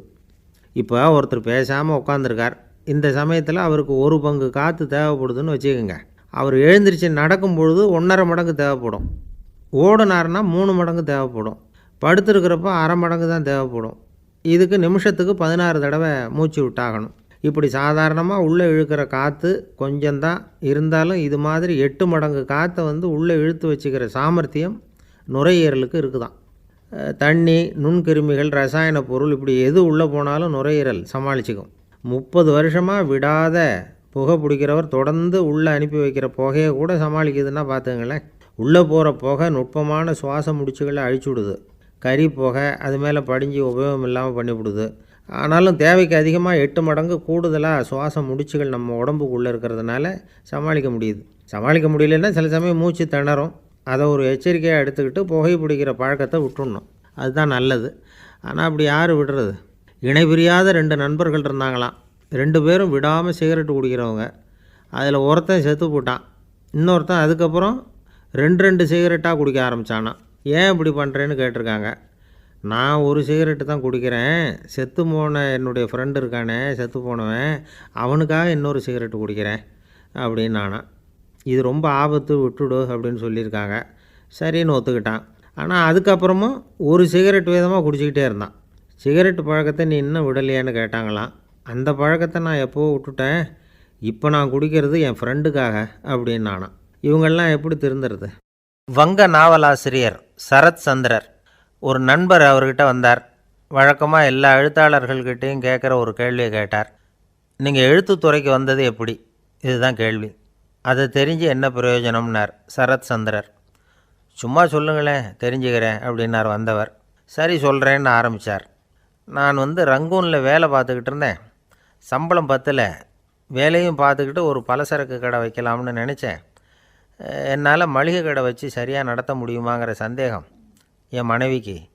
அதை சோதனை பண்ணி பார்க்கணுங்கிறதுக்காக சில பொருள்களின் அளவு, அதோட விலை, இப்படி சிலதை சொல்லி எல்லாத்தையும் மனக்கணக்காக கூட்டி போட சொன்னாங்க. என்னால் சரியாக கூட்டி சொல்ல முடியல. உங்களால் மளிகை கடை நடத்த முடியாதுன்னு சொல்லிவிட்டாங்க. உடனே என்ன பண்ணுறது, வேறு வழி இல்லை, கதை எழுத ஆரம்பிச்சிட்டேன் அப்படின்னார். கேட்டவருக்கு சிரிப்பு வந்துட்டு தான். சரத் சந்திரர் ஒரு பக்கம் சீரியஸான நாவல்கள், சிறுகதைகள் எழுதியிருந்தாலும் அவருடைய இன்னொரு பக்கம் வேறு விதம். நண்பர்கள்கிட்ட பேசும்பொழுதும் சரி, அவர்களுக்கு கடிதங்கள் எழுதும்போதும் சரி, கேலியும் கிண்டலும் நகைச்சுவை உணர்வும் அதிகமாக இருக்கும். காந்திஜி ஒரு சமயம் கல்கத்தாவுக்கு வந்திருந்தார். தேசபக்தர்கள் பல பேர் அவர்கிட்ட பேசிக்கிட்டு இருந்தாங்க. அப்போது சரத் சந்திரரும் அங்கே இருந்தார். கிரண் சங்கர் ராய் அப்படிங்கிறவரும் அங்கே இருந்தார். அவர் சொன்னாராம், காந்திஜியோட பழகிய முதல் வங்காளி நான் தான். போயர் யுத்த காலத்தில் இவர் லண்டனுக்கு வந்திருந்தப்போ என்கிட்ட தான் வங்காள மொழி கற்றுக்கிட்டார் அப்படின்னாராம். உடனே சரத் சந்திரர் காந்திஜியை பார்த்து, இவர் உங்களுக்கு வங்காள மொழி கற்றுக் கொடுத்தது உண்மைதானா அப்படின்னாராம். ஆமான்னாராம் காந்தி. அதனால தான் உங்களால் வங்காள மொழி கற்றுக்க முடியல அப்படின்னாராம். எல்லாரும் சிரித்தாங்களாம். சரத் சந்திரர் சாம்தாபேர் அப்படிங்கிற கிராமத்தில் தங்கியிருந்தார் ஒரு இலக்கிய நிகழ்ச்சியில் கலந்துக்கிறதுக்காக. அதுக்காக ஒரு கல்கத்தாவுக்கு போக வேண்டிய சூழ்நிலை. அதுக்காக புறப்பட்டார். அந்த சமயத்தில் பின்னாடி இருந்து யாரோ அவரை கூப்பிட்டாங்க. இப்படி கூப்பிட்டவரை பார்த்து இன்னொருத்தர் யாரோ அதட்டி இருக்கிறாங்க. போகிறவரை ஏன் இப்படி கூப்பிடுறீங்க அப்படின்னு. ஏன் கூப்பிட்டா என்னன்னு கேட்டிருக்கார் சரத்சந்திரர். புறப்படுறவங்கள பின்னாடி இருந்து கூப்பிடுறது அபசகுனம், போகிற இடத்துல ஏதாவது ஆபத்து வரலாம் அப்படின்னு அதுக்கு விளக்கம் கொடுத்துருக்கிறார் அவர். உடனே சரத்சந்திரர் சொன்னாராம், இதோ இவங்க என்னை இலக்கிய கூட்டத்துக்கு அழைச்சிட்டு போகிறாங்களே, இதை விட வேறு என்ன ஆபத்து வந்துட போகுது அப்படின்னாராம். இப்படி சரத்சந்திரருக்கு இயல்பாகவே நகைச்சுவை உணர்வு உண்டு. அவருடைய நண்பர் ஒருத்தர் வீட்டுக்கு கூப்பிட்டுருந்தார். அங்கே ஒரு கச்சேரிக்கு ஏற்பாடு பண்ணியிருந்தாங்க. சரத்சந்திரருக்கு இயல்பாகவே கச்சேரியில் நீண்ட ஆலோசனையெல்லாம் கேட்குறதுக்கு பொறுமை இருக்காது. அதனால் மெதுவாக பாட போகிறவர் எப்படி அப்படின்னு கேட்டிருக்கார். அவருக்கு ரொம்ப நல்லா பாட தெரியும் அப்படின்னு சொல்லியிருக்கிறாங்க. அதுக்கு சரத்சந்திரர், பாட தெரியுங்கிறது சரி, பாட்டை நிறுத்த தெரியுமா அதை சொல்லுங்கள் முதல்ல அப்படின்னாராம்.